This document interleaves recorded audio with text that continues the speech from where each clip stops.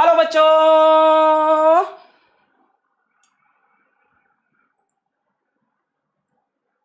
खुल जा SIM SIM लिख रहे थे तुम लोग। मैं देख रहा था यहाँ से। यहाँ पे मेरे हार्डवेयर में इशू हुआ था। मैं बहुत ही ज़्यादा नॉन टेक्निकल आदमी हूँ और लॉकडाउन के चलते ऐसा भी नहीं कि मैं किसी को यहाँ पे रखा हूँ काम के लिए, तो पूरा काम यहाँ पे मैं खुद ही देखता हूँ। अपना वीडियो लगाना है, सेट करना है, सब कुछ मैं ही करता हूँ। तो ऑडियो में कुछ ऑडियो कह रहा, हार्डवेयर में कुछ दिक्कत हो गया। मैं देख रहा था यहाँ पे तुम लोग के कमेंट्स देख रहा था लगातार, खुल जा सिम सिम, खुल जा सिम सिम मचा रखी थी तुम लोग ने एकदम। सही है, बढ़िया बढ़िया, मजे ले रहे हो। अच्छा ये बताओ, इलेक्ट्रोमैग्नेटिक वेव में मजा आ रहा है कि नहीं, कि मेरे को अकेले ही मजा आ रहा है? मेरे को अकेले ही मजा आ रहा है ऐसा तो नहीं है, मैं तो बहुत मजे ले रहा हूँ इलेक्ट्रोमैग्नेटिक वेव से। तुम्हारा मुझे नहीं पता कि तुम्हें मजा आ रहा है कि नहीं, ये बताओ। तुम्हें मजा आ रहा है इलेक्ट्रोमैग्नेटिक वेव्स में? आज बहुत ही गजब का टॉपिक पढ़ने जा रहे हो, बहुत ही गजब का। आज ना equation of electric field and equation of magnetic field and speed of electromagnetic wave. और जो तो बढ़िया सवाल कराएंगे, एकदम बढ़िया लेवल वाले, एकदम तगड़े तगड़े सवाल आपको कराएंगे। कॉन्सेप्ट यहाँ से खुल जाएगा। कल मैंने क्यों नहीं कराया स्पीड ऑफ इलेक्ट्रोमैग्नेटिक वेव या इक्वेशन ऑफ इलेक्ट्रोमैग्नेटिक वेव? क्योंकि इक्वेशन लिखते ही मुझको रियलाइज हो गया कि ये सारा बैच अभी वेव नहीं जान रहा है। बज रहे थे 8:15। मैंने कहा पहले इसको 15 मिनट में बताऊंगा, है ना, 5-10 मिनट 15 मिनट में इसको वेव बताऊं, उसके बाद equation of electric field, magnetic field, फिर उसके बाद कहाँ सवाल करा पाऊंगा। बैच ऑलरेडी थका हुआ था, इसलिए मैंने वहां पे उस लेक्चर को स्टॉप कर दिया। मैं लिखते ही इक्वेशन समझ गया था, यहाँ से लिखने आ गया था, ये कुछ नहीं समझ में आ रहा, ये एक्स क्या है, ओमेगा क्या है। तो मैंने कहा इसको आराम आराम से पचा पचा के खाते हैं इलेक्ट्रोमैग्नेटिक वेव को, कोई दिक्कत नहीं। अपना सिलेबस एकदम टाइमली चल रहा है, अपन जो प्रॉमिस किए थे उस डेट के थोड़ा पहले ही शायद सिलेबस खत्म हो सकता है, इसलिए कल मैंने लेक्चर वहां पे कट डाउन किया। कल की डीपीपी भी हटा ली, वो डीपीपी आज आपको मिलेगी, एक दो एडिशनल क्वेश्चन और डाल दिए उसमें। तो आज के लेक्चर साथ डीपीपी है, आज equation of electric field and magnetic field in electromagnetic wave. जितना अभी तक इलेक्ट्रोमैग्नेटिक वेव फील हुआ है, आज के लेक्चर में उतना ही फील होगा। भाई साहब शुरू करते हैं लेक्चर। सबसे पहले आपको ये दिखा दूं, उसके बाद स्टार्ट किया जाए। So winners of formula sheet competition 05 हम लोग के पास हैं अंजलि सिंह एंड उम्मे रुमान। सो अभी इनकी सारी डिटेलिंग्स मेरे पास नहीं पहुंची है, जब मेरे पास पहुंच जाएगी तो कल इन लोग की बढ़िया एकदम चमकदार फोटो, और ये किस जिला से आए हैं, है ना, जिला कौन सा है, गांव कौन सा है, मोहल्ला कौन सा है, पिन कोड क्या है ना, ये सारी चीज़ें यहाँ पे हम आपको बताएंगे। ठीक है, तो अंजलि सिंह एंड उम्मे रुमान, इन लोग जीत गए मैग्नेटिज्म एंड मैटर का फॉर्मूला शीट कंपटीशन। तो भाई साहब, बहन जी, आप लोग को बहुत बहुत कॉन्ग्रेचुलेशंस। ठीक है, और उन सभी भाई साहब लोग को भी कॉन्ग्रेचुलेशंस जिन्होंने फॉर्मूला शीट लगातार सबमिट की है। यहाँ पे ऐसा कुछ नहीं है कि लड़के खराब कर रहे हैं, लड़कियां अच्छा, ऐसा कुछ भी नहीं है। कई फॉर्मूला शीट कंपटीशन लड़के जीत रहे हैं, कई लड़की जीत रहे हैं। भाई जो अच्छा बना के भेज रहा है वो जीत जा रहा है। और इसी के साथ आपको पता है, first of all many many congratulations to Anjali Singh and Umer Rahman. ठीक है, अंजलि राहुल किधर है? कोई नहीं, एनीवेज तुम लोग ने देखी है कि नहीं पता नहीं, कुछ कुछ होता है ना कि अंजलि तो मेरी एक 7 साल की बेटी है, तो आपकी अंजलि मेरी अंजलि से ज्यादा खूबसूरत होगी। सुल्लू भाई बोलते हैं, है ना, तो सलमान भाई बोलते हैं कि आपकी अंजलि मेरी अंजलि से ज्यादा खूबसूरत होगी। So I hope and I know this Anjali is so beautiful, not in that way, in this way, because इतनी अच्छी फॉर्मूला शीट इन्होंने सबमिट की। And of course Umme is also beautiful, I am also beautiful, you all are also beautiful, this smart board से also beautiful. ठीक है, so हाँ ठीक है, so many many congratulations to everyone जिन्होंने फॉर्मूला शीट कंपटीशन में participate किया और लगातार पार्टिसिपेट कर रहे हैं। बेटा लक्ष्य बैच में एक चीज़ थोड़ी सी मेरे को लग रही है प्रॉब्लमैटिक जो हो रही है, उसका मैं सोल्यूशन लगाने पे लगा हूँ कि मैं तो पढ़ा रहा हूँ, तुम पढ़ रहे हो कि नहीं, मुझे इस बात का बहुत डाउट हो रहा है कि आप रिविजन कर रहे हो कि नहीं, इसका मुझे बहुत ही ज़्यादा डाउट हो रहा है कि आपका रिविजन किस लेवल पे चल रहा है। पता नहीं आप रिवाइज कर रहे हो लगातार कि बस आप पढ़ पढ़ के भागे जा रहे हो यहाँ से। बेटा अगर आप रिवाइज नहीं कर रहे हो सब बर्बाद हो जाएगा, है ना, तगड़ा रिवीजन करो। मैं इसके लिए कुछ प्लान कर रहा हूँ, इसके लिए एक अच्छे आइडिया के साथ आता हूँ, क्योंकि 50% से ज्यादा सिलेबस कवर हो गया बेटा, और जो हार्ड पार्ट था सिलेबस का वो कवर हो गया। बहुत ही एकदम केक वॉक है इसके आगे, ray optics cake walk, wave optics cake walk, modern physics cake walk, यहाँ से सब आसान आसान चीजें पढ़नी है। सो आप आई होप रिवाइज करोगे। Many many congratulations to the winner. और उसके बाद जी हाँ, लिंक खुल चुके हैं सबमिट करने के लिए अपनी फॉर्मूला शीट और जीतने के लिए। जी हाँ, 1100 रुपए। Submit your formula sheet of chapter 06 electromagnetic induction. बेटा तुम्हारे लिए थोड़ी ना है वन शॉट, तुम्हारे लिए वन शॉट तो उनके लिए होता है जो बोर्ड के बगल में खड़े होते हैं, एकदम लास्ट मोमेंट पे खड़े होते हैं। तुम्हारे लिए वन शॉट थोड़ी ना वीडियो। अभी तो यार तुम्हारे पास 4 महीना 5 महीना बचा हुआ है, 6 महीना बचा हुआ है ना अभी, अक्टूबर नवंबर दिसंबर जैन फेब, 5 महीने बचे, अभी से वन शॉट पढ़ोगे क्या, रिवाइज करो सिलेबस, है ना। तो submit your formula sheet of chapter 06 electromagnetic induction on the link given. बेटा लिंक आपको मिल जाएगा इस नोट्स के साथ, जैसे ही नोट्स लगेंगे आपको वहां पे लिंक मिल जाएगा, है ना। जिसके नोट्स ना डाउनलोड हो रहा है, ऐसा कोई इशू हो हमें मेल करे, उसको हम अल्टरनेट सोल्यूशन दे देते हैं। डीपीपी में भी कोशिश करेंगे लिंक चला जाए, वरना नोट्स में रहेगा। We are accepting form entries only, सभी को पता, रूल्स तो पता ही होंगे, जो नए बच्चे हो ध्यान से सुन लें कि हम लोग सिर्फ फॉर्म एंट्रीज लेंगे। बेटा आप मेल करके अगर अपनी फॉर्मूला शीट दोगे तो हम लोग नहीं लेंगे। किस चैप्टर की देनी है आपको, अभी इलेक्ट्रोमैग्नेटिक इंडक्शन की देनी है। Submit your sheet in maximum 3 pages. बेटा जो मैक्सिमम लिमिट है वो 3 पेज है ऑन वन साइड, ये नहीं कि दो साइड लिख कर दिया 6 पेज बना दिया। 3 पेज मतलब 3 पेज, और पेज का जो साइज होता है बेटा वो A4 साइज होता है, थोड़ा ऊपर नीचे मैनेज हो जाएगा। अब ये नहीं कि आप चार्ट पेपर ले आए बड़ा सा, बोले 3 चार्ट पेपर पे लिख दिया मैं, ये तो 3 पेज है, तो ऐसा नहीं चलेगा। और link is open till Saturday. बेटा इस बार थोड़ा टाइम फिर से बढ़ाया गया है, लिंक सैटरडे तक खुला है। आज क्या है, थर्सडे, फ्राइडे सैटरडे, मतलब परसों सुबह 11 बजे तक। अब जब भी बच्चा वीडियो देखे, कई बच्चे आज लाइव में नहीं आएंगे, शायद आज का वीडियो नहीं देखेंगे, तो उन तक भी ये इन्फॉर्मेशन कल तक पहुंच जाएगी। इसलिए लिंक को ओपन रखा गया है सैटरडे 11 AM तक। So submit your links and get a chance to win formula sheet competition. Prize money थोड़ी बढ़ा देते हैं इस बार, है ना, थोड़ा सा देखते हैं कि मतलब आप इंटरेस्ट ले रहे हो सच में कि नहीं। तो बेटा इस बार की prize money formula sheet competition की रुपीज कर देते हैं, थोड़ी बढ़ा देते हैं, 2100 रुपया कर देते हैं, ठीक है। थोड़ा मैंने प्राइज मनी को बढ़ाया है, और तैयार रहो, सकता हो मैं इसके बाद एक तगड़ा कंपटीशन लेने वाला हूं जिसकी प्राइज मनी 11,000 रुपए होगी, ठीक है। मेरे दिमाग में चल रही थी बात 2-3 दिन से, अभी मुंह से निकल भी गई, अब निकल गई तो निकल गई भाई। तो इसके बाद में अगली जो यार क्या फायदा, मतलब अगर मेरे पास पैसे आ रहे हैं तो उससे मैं लोगों से प्रमोशन कराने से अच्छा अपने बच्चों को दूं, है ना, उनको मोटिवेट करूं कि वो मजा आए उनको, है ना। तो 11,000 रुपए का मैं प्रॉमिस करता हूं। अब सीधा सीधा कैश पैसा दूंगा कि आपको उसके बदले में कुछ बढ़िया स्टडी मटेरियल दूंगा, ये मैं सोचूंगा, ये मैं डिसाइड करूंगा कि उसके बदले में क्या दूंगा, कि सीधा कैश दूंगा, स्टडी मटेरियल दूंगा, कुछ पढ़ाई से रिलेटेड दूंगा, इस तरह की चीजें, ठीक है। तो 11,000 का कंपटीशन आने वाला है, और मैं इसको डिस्क्लोज करूंगा 1-2 दिन में कि वो कंपटीशन क्या है, थोड़ा अच्छा कंपटीशन होगा, ठीक है। 11,000 रुपए का। खैर अभी के लिए इस वाले की कर लेते हैं प्राइस मनी 2100। और विनर्स मैं चुनूंगा 2, ठीक है। तो मैं अभी से बोल रहा हूं, इसमें भी 2 विनर्स चुनूंगा बच्चों। और मैं तुमको एक और बहुत राज की बात बताऊं कि नंबर ऑफ एंट्रीज कम हो रही है धीमे धीमे, तो चांस है इस बार, ठीक है ना। तो इसको आप लोग को देना है, ठीक है भाई। तो इलेक्ट्रोमैग्नेटिक इंडक्शन का सबमिट करना है इस लिंक पे, मैक्सिमम 3 पेज, सैटरडे 11 बजे तक। और बच्चा please please please don't mail us, please mail करके मत देना बच्चा, प्लीज। शुरू किया जाए इसके बाद, 1 2 3 लेट्स गो। हेलो बच्चों,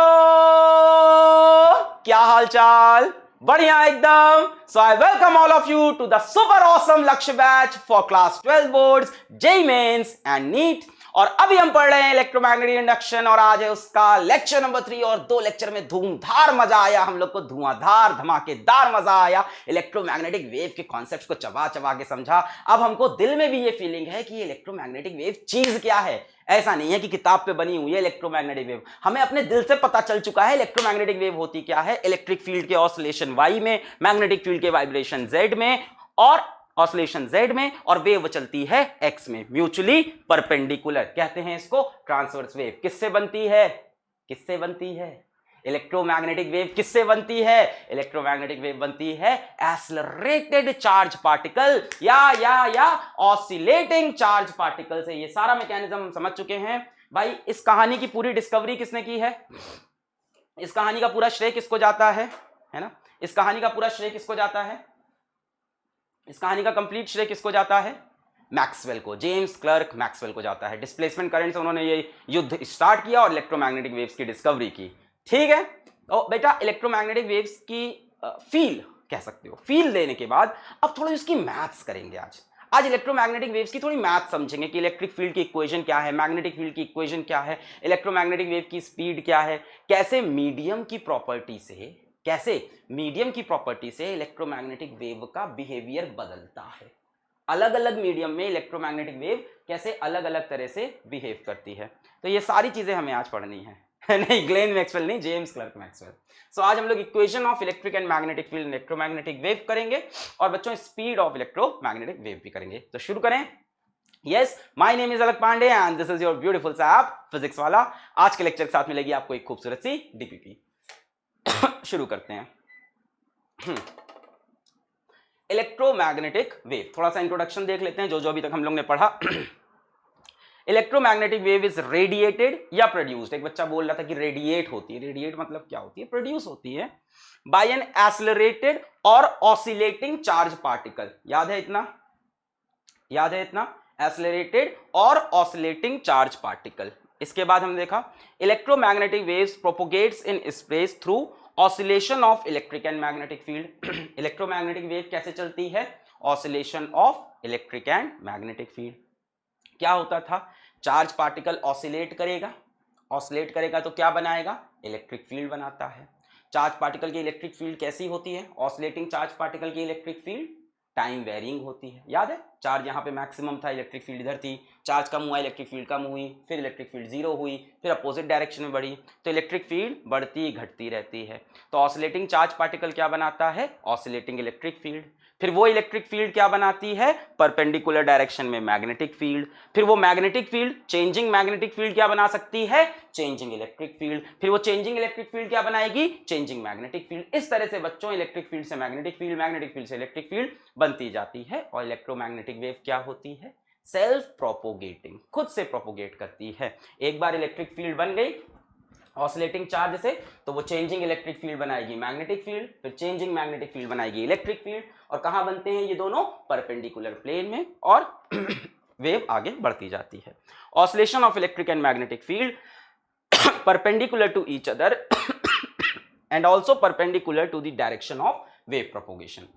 वेव प्रोपोगेशन ऐसे होगा तो इलेक्ट्रिक फील्ड ऐसे वाइब्रेट करेगी, मैग्नेटिक फील्ड ऐसे, and also perpendicular to the direction of wave propagation. बेटा इस प्रॉपर्टी को हम लोग क्या बोलते हैं, इस प्रॉपर्टी को हम लोग क्या बोलते हैं, इलेक्ट्रोमैग्नेटिक वेव की इस प्रॉपर्टी को हम लोग क्या बोलते हैं, इस प्रॉपर्टी का कुछ नाम था, क्या नाम था, इस प्रॉपर्टी का नाम था ट्रांसवर्स नेचर, कि ये ट्रांसवर्स वेव है। क्या लिखा है, since the oscillation of electric field and magnetic field occur perpendicular to the direction of wave propagation, EMW is a transverse wave. बेटा ट्रांसवर्स वेव क्या होती हैं, जिसमें जो ऑसिलेशन होते हैं पार्टिकल के हों, है ना, मीडियम के पार्टिकल के हों। अब यहाँ पे इलेक्ट्रिक फील्ड मैग्नेटिक फील्ड के हो रहे हैं।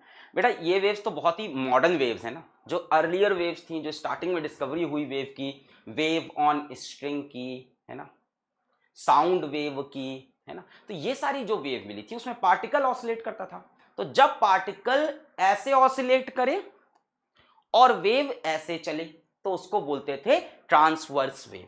जब पार्टिकल ऐसे ऑसिलेट करे और वेव ऐसे चले तो ट्रांसवर्स वेव, ठीक, when particle oscillate perpendicular to the direction of wave propagation. और दूसरी कौन सी होती थी पता है, लॉन्गिट्यूडनल वेव, जिसमें पार्टिकल ऐसे ऐसे ऑसिलेट करता था और वेव भी ऐसे ही चलती थी। पार्टिकल यूं यूं यूं यूं यूं ऑसिलेट करता था और वेव भी ऐसी ही चलती थी, इसको बोलते थे लॉन्गिट्यूडनल।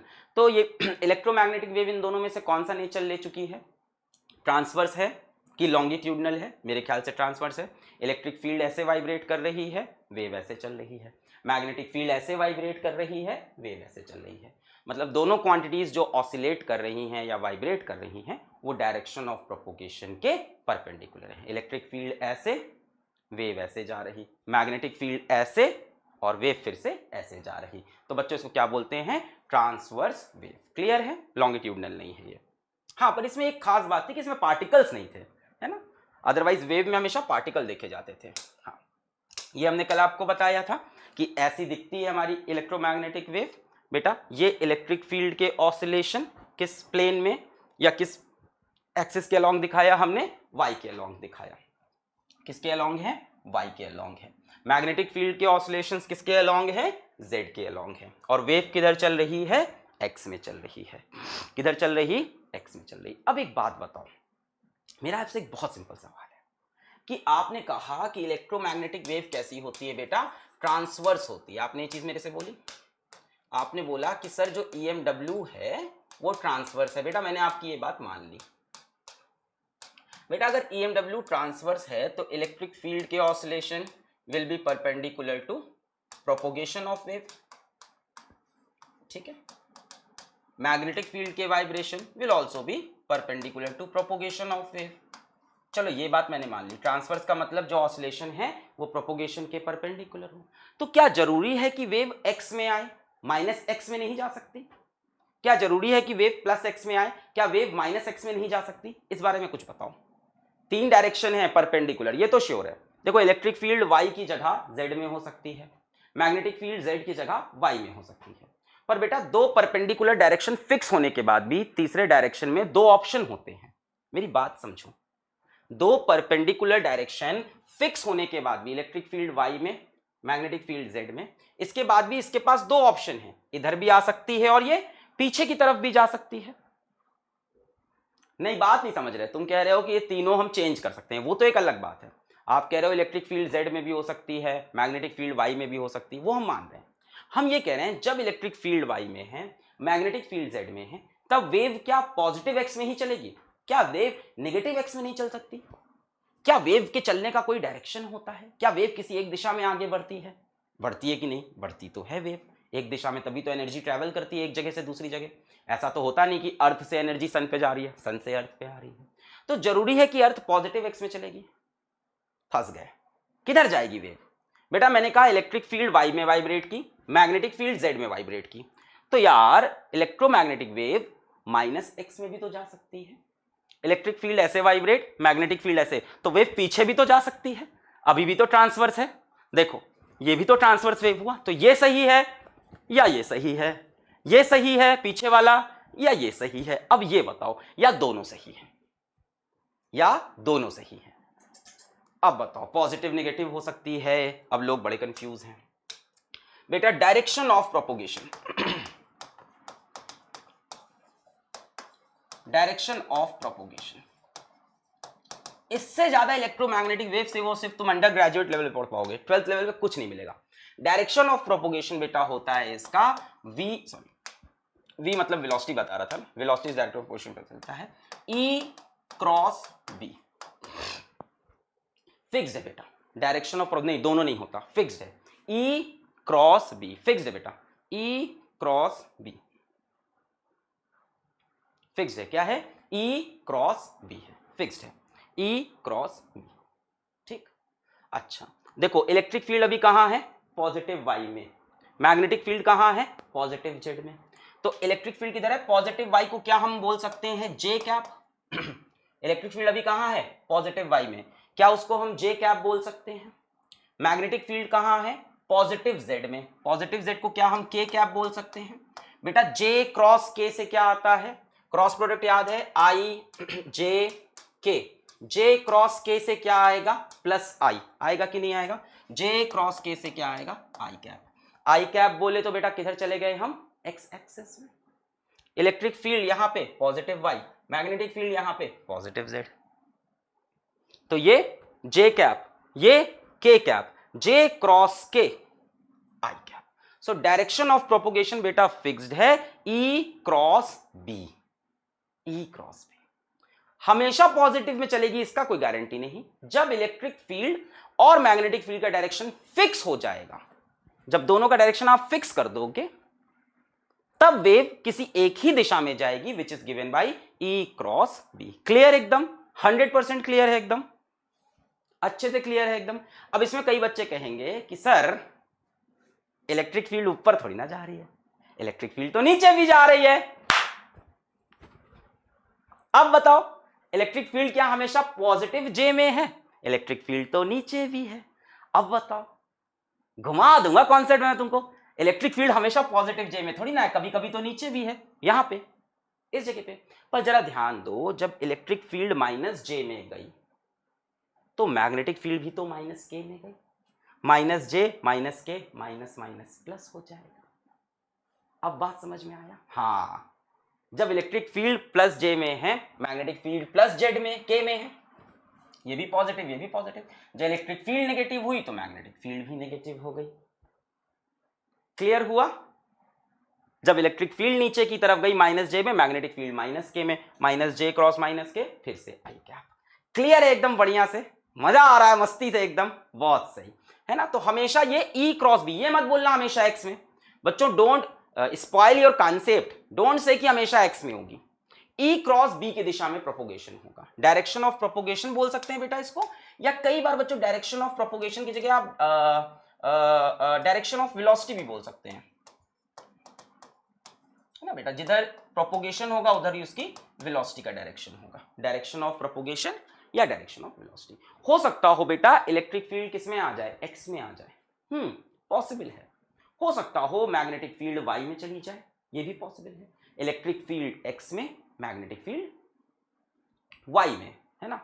तो अपना ये किधर जाएगा, जेड में। अब पॉजिटिव जेड में, नेगेटिव जेड में, ये हम चेक कर सकते हैं ई क्रॉस बी से। क्लियर है, क्लियर। चलो, equation of electric field and equation of magnetic field. अब बेटा हम इक्वेशन लिखने जा रहे हैं इलेक्ट्रिक फील्ड और मैग्नेटिक फील्ड की। एक बच्चा पूछ रहा है सर इलेक्ट्रोमैग्नेटिक वेव एनर्जी कैसे कैरी करती है। बेटा ये अगले लेक्चर का टॉपिक है, जब हम पढ़ेंगे energy density in electromagnetic wave, कि कैसे एनर्जी को वो एक जगह से दूसरी जगह लेके जाती है। कहां से लाई है एनर्जी, उस चार्ज वाले सर्किट से, उस कैपेसिटर की एनर्जी लेके आई है। कैपेसिटर की हाफ CV स्क्वायर एनर्जी थी, उसी एनर्जी को लेके आई है energy density in electromagnetic wave, जो आगे जाती है।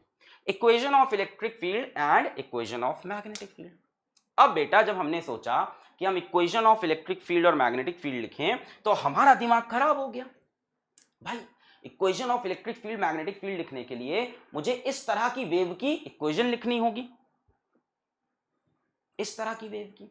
बेटा ये कैसी वेव है, ये रुकी हुई वेव है या ये चलती हुई वेव है, इसका आंसर दें। ये स्टेशनरी वेव है या ये ट्रैवलिंग वेव है। मेरे ख्याल से बच्चों ये ट्रैवलिंग वेव है, वेव लगातार चल रही है कि नहीं। तो हम बोलेंगे कि बेटा ये कैसी वेव है, ट्रैवलिंग वेव है। अब बच्चों ट्रैवलिंग वेव की जो इक्वेशन होती है वो मैंने पिछले लेक्चर में जैसे ही बोर्ड पे लिखी, मैंने देखा सभी बच्चे एकदम भूल गए हैं, जबकि 11th में आपको पढ़ाई जाती है प्लेन प्रोग्रेसिव हार्मोनिक वेव के अंदर। तो उसको मैं आपको थोड़ा सा समराइज कर दूं पहले, कि क्या होती है ट्रैवलिंग वेव, क्या होती है प्लेन प्रोग्रेसिव वेव। मतलब क्या होती है तो नहीं बता पाएंगे बहुत डिटेल में, क्योंकि भाई वो पूरी अपना अपने आप में एक चैप्टर है। उसके कुछ छोटी मोटी चीजें बता दे जो यहाँ पे यूज होगी, ठीक है। इलेक्ट्रिक फील्ड देखो यहाँ पे वाई में वाइब्रेट कर रही है, मैग्नेटिक फील्ड जेड में वाइब्रेट कर रही है, और वेव किधर बढ़ रही है, लगातार एक्स में आगे बढ़ रही है, ठीक है। तो ट्रैवलिंग वेव का थोड़ा इंट्रोडक्शन देख लेते हैं। आ जाओ, हमें इलेक्ट्रिक फील्ड की इक्वेशन लिखनी है, हमें मैग्नेटिक फील्ड की इक्वेशन लिखनी है। आ जाओ, brief introduction to travelling wave थोड़ा सा देंगे, बहुत घुस के नहीं। Brief introduction to travelling wave. बेटा ट्रैवलिंग वेव कैसी दिखती है, कुछ इस तरह की दिखाई पड़ती है हमको, है ना। अच्छा ये बताओ कि क्या यहां पे पार्टिकल मूव कर रहे हैं, क्या इस वेव के पार्टिकल मूव कर रहे हैं? नहीं बच्चा, particles of wave do not move, they oscillate. ये नहीं कह सकते कि वो मूव कर रहे हैं, कि अपनी पोजीशन छोड़कर वेव की दिशा में चलने लग गए। क्या चलता है बेटा, एनर्जी चलती है, सभी को पता है। पार्टिकल्स क्या कर रहे हैं, अपनी जगह पे ऊपर नीचे ऊपर नीचे ऊपर नीचे ऑसिलेट कर रहे हैं लगातार। ये पार्टिकल ऊपर गया नीचे, यहाँ के पार्टिकल पे ध्यान दो, ये यहाँ का पार्टिकल चिन्हित कर लो रस्सी वाला, ये ऊपर गया नीचे, ऊपर गया नीचे, ये पार्टिकल ऊपर गया नीचे। ऐसा लग रहा है कि रस्सी आगे बढ़ रही है, पर ऐसा हो नहीं रहा है, पार्टिकल अपनी जगह पे ऑसिलेट कर रहे हैं। छोटी छोटी बातें कर लेते हैं बेटा। वेवलेंथ सबको पता है क्या होती है, वेवलेंथ में किसी को डाउट नहीं है, सबको वेवलेंथ पता है, डेफिनेशन तो नहीं लिखनी पड़ेगी। What is wavelength, distance between two consecutive crest, या distance between two consecutive curve, या the distance move by wave in one time period, जिस तरह से भी डिफाइन कर सको आप, दैट इज वेव, हाँ वेवलेंथ लैम्डा। बेटा एक और टर्म आएगा वेव नंबर। वेव नंबर बेटा इसको बोलते हैं के, नाम से बहुत मतलब नहीं है, के।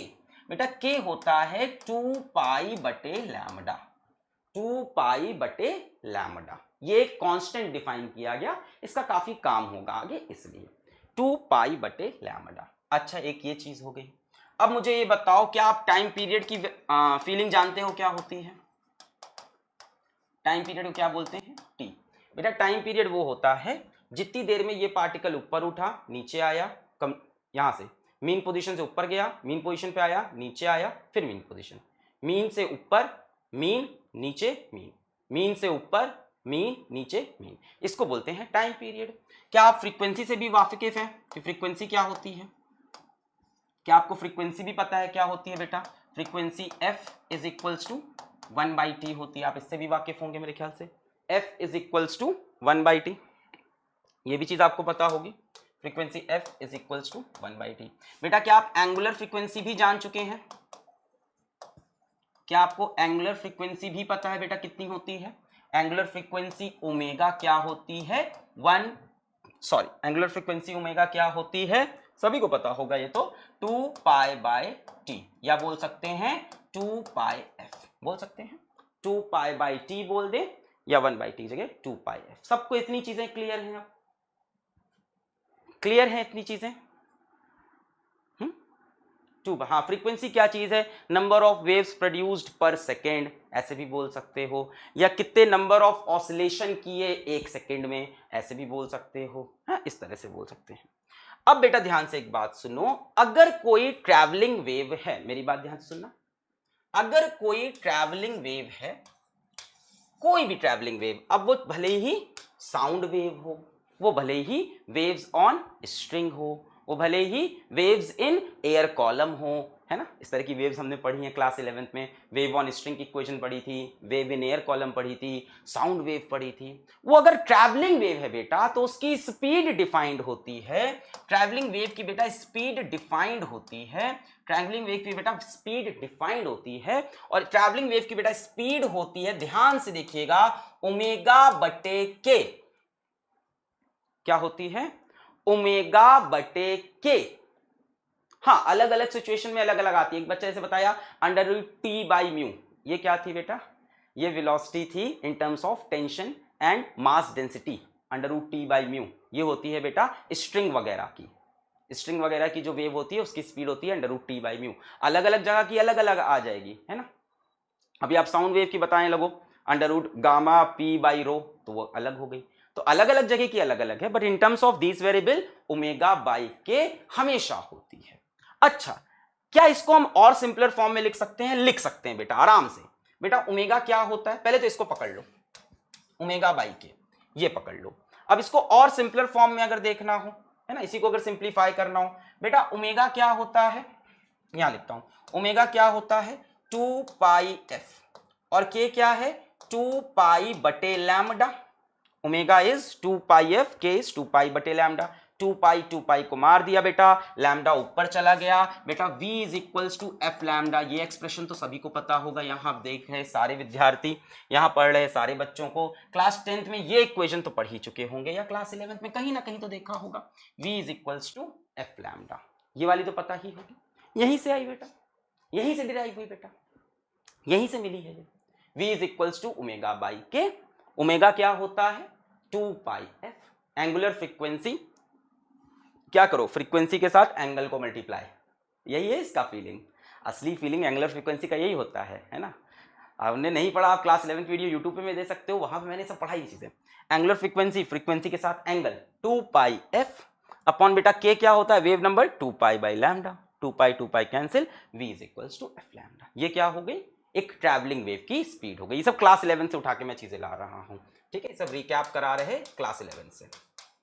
अच्छा, ये हुई बात, ठीक। अब बात करते हैं बेटा कि ट्रैवलिंग वेव की इक्वेशन कैसे लिखी जाती है।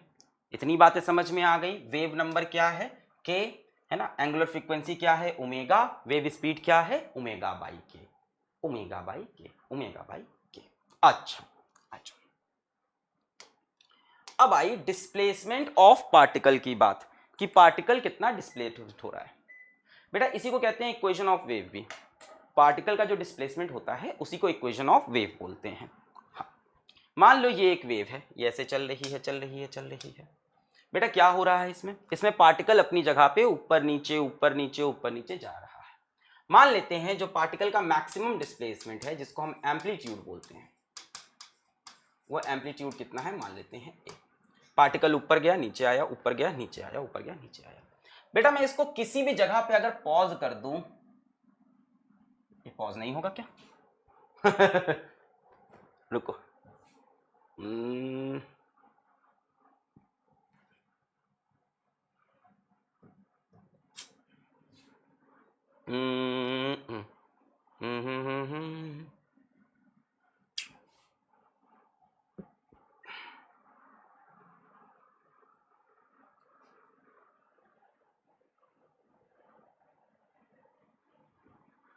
चलो ठीक है, मेरे को तो नहीं समझ में आया।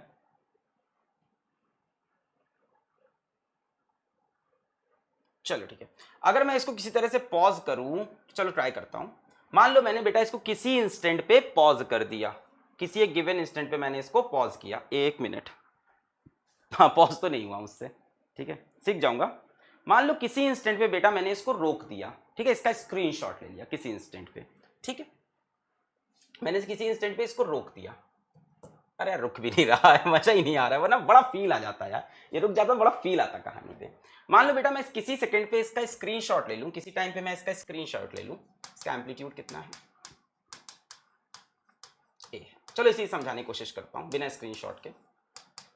हाँ बेटा जो डिस्प्लेसमेंट ऑफ पार्टिकल है, जो डिस्प्लेसमेंट ऑफ पार्टिकल है, अगर मैं यहां पे देखूं इस पार्टिकल का डिस्प्लेसमेंट जब यहां पे है तो उस टाइम उस पार्टिकल डिस्प्लेसमेंट कहीं और है ना। अगर मैं बोल दूं ये डिस्प्लेसमेंट ऑफ पार्टिकल है और ये एक्स एक्सिस है यहां पे, कोई दिक्कत नहीं है।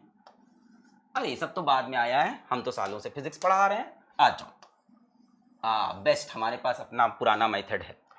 आ जाओ भाई।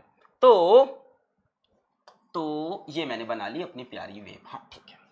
अब मैंने कहा बेटा मान लो हम डिस्प्लेसमेंट ऑफ पार्टिकल मेजर कर रहे हैं और ये एम्पलीट्यूड ए है, ये मान लो बेटा एक्स एक्सिस है, ठीक है। मुझे एक बात बताओ, जिस समय पे ये वाला पार्टिकल यहां पहुंचा हुआ है उस समय पे ये वाला पार्टिकल यहां पहुंचा हुआ है, इसका डिस्प्लेसमेंट कुछ ज्यादा है, इसका डिस्प्लेसमेंट कुछ माइनस में है, और इसी समय पे इस पार्टिकल को देख लेते हैं, इसका डिस्प्लेसमेंट और ज्यादा है। यानी अलग अलग पार्टिकल का डिस्प्लेसमेंट अलग अलग जगह पर अलग अलग है। क्या मैं बोल सकता हूं कि displacement of particle is a function of X? Displacement of particle is a function of X, can we say this? यहां पे डिस्प्लेसमेंट ऑफ पार्टिकल कुछ और है, एक्स में आगे बढ़े डिस्प्लेसमेंट ऑफ पार्टिकल कुछ और है, एक्स में और आगे बढ़े डिस्प्लेसमेंट ऑफ पार्टिकल कुछ और है। यहां पे एक्स की वैल्यू मान ली x1, यहां पे कुछ और है, x2 पे कुछ और है, x3 पे कुछ और है। यानी अलग अलग x की वैल्यू के लिए यहां मान लो x1, यहां x2, यहां x3, यहां डिस्प्लेसमेंट y1, यहां y2, यहां y3, अलग अलग x के लिए डिस्प्लेसमेंट ऑफ पार्टिकल अलग अलग है।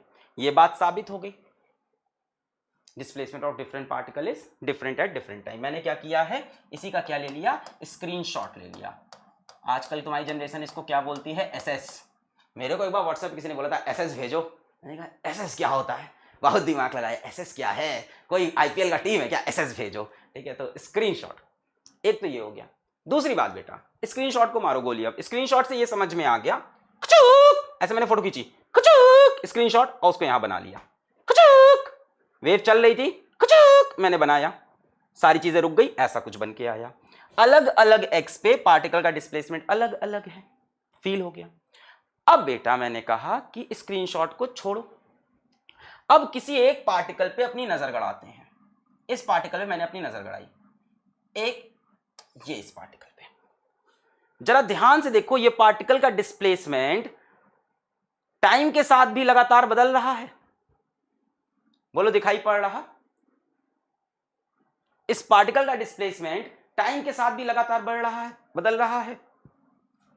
मैंने कहा एक पार्टिकल मैं यहां वाला पकड़ लेता हूं, भाई इस जगह पे पार्टिकल तो होगा ही वेव का, ये जो पार्टिकल है देखो, वेव के साथ ऊपर गया, फिर यहां आया, फिर ऊपर गया, फिर यहां आया, फिर ऊपर गया, फिर यहां आया, मतलब ये पार्टिकल टाइम के साथ भी डिस्प्लेसमेंट चेंज कर रहा है ना। यहां गया, ऊपर आया, यहां गया, ऊपर आया। यानी एक पार्टिकल अपना डिस्प्लेसमेंट टाइम के साथ भी चेंज करता है। अलग अलग पार्टिकल्स का डिस्प्लेसमेंट अलग अलग होता है। पहले तो डिस्प्लेसमेंट किस पे डिपेंड करता है, एक्स पे, कि कितनी दूर जा रहे हैं, सबका अलग अलग डिस्प्लेसमेंट है एक्स की वैल्यू के हिसाब से। और किसी एक पार्टिकल का डिस्प्लेसमेंट भी बेटा टाइम के साथ वेरी कर रहा है। तो हम क्या बोल सकते हैं कि y is also a function of time, बोलो y is also a function of time.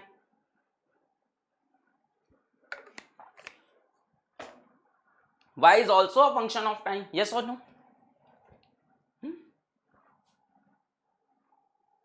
y is a function of x as well as y is a function of time. अलग अलग x पे y की value अलग अलग है। एक time पे मैंने क्या किया, इसका कचुक, किसी एक समय मैंने इसका कचुक स्क्रीनशॉट लिया, कचुक स्क्रीनशॉट लेके यहां बनाया। एक पार्टिकल यहां पे है जो x1 डिस्टेंस पे है, एक पार्टिकल यहां पे है जो x2 डिस्टेंस पे है, एक पार्टिकल यहां पे है जो x3 डिस्टेंस पे है। अलग अलग x के लिए y की वैल्यू अलग अलग थी। मैंने कहा y is a function of x। फिर मैंने कहा किसी एक पार्टिकल को ध्यान से देखो, ये समय के साथ भी अपना डिस्प्लेसमेंट बदल रहा है, कभी यहां है, कभी यहां है, कभी यहां, यानी y is a function of time. बेटा दोनों बातों की मैंने स्टडी की और दोनों बातों को मिलाकर मैंने ये कंक्लूड किया कि ट्रैवलिंग वेव में जो y होता है it is a function of x, t। y is a function of x, t। y x पे भी डिपेंड करेगा और t पे भी। यानी अगर मैं डिस्प्लेसमेंट ऑफ पार्टिकल की इक्वेशन लिखूं, बेटा वेव की इक्वेशन कुछ नहीं होती, पहले तो ये बात समझो। कहा जाता है equation of this wave, equation of that wave. Actual में इक्वेशन किसकी लिखी जाती है? पार्टिकल के डिस्प्लेसमेंट की। डिस्प्लेसमेंट ऑफ पार्टिकल की जो इक्वेशन लिखते हैं हम लोग कि पार्टिकल कितना डिस्प्लेस हुआ, y से उसको एक्सप्रेस जो करते हैं कि y is equals to a sin omega t, ये तो एसएचएम की इक्वेशन है ये वेव की इक्वेशन नहीं होती है ना, वेव ऐसी होती है। तो जो हम y की इक्वेशन लिखते हैं that is equation of wave. तो हमने कहा यार y की इक्वेशन लिखी जाए। अच्छा जरा ध्यान से देखो बेटा, ये जो वेव दिख रही है, जो यहां पे सामने वेव मेरी दिख रही है, मुझे तो ये साइनोसॉइडल लग रही है।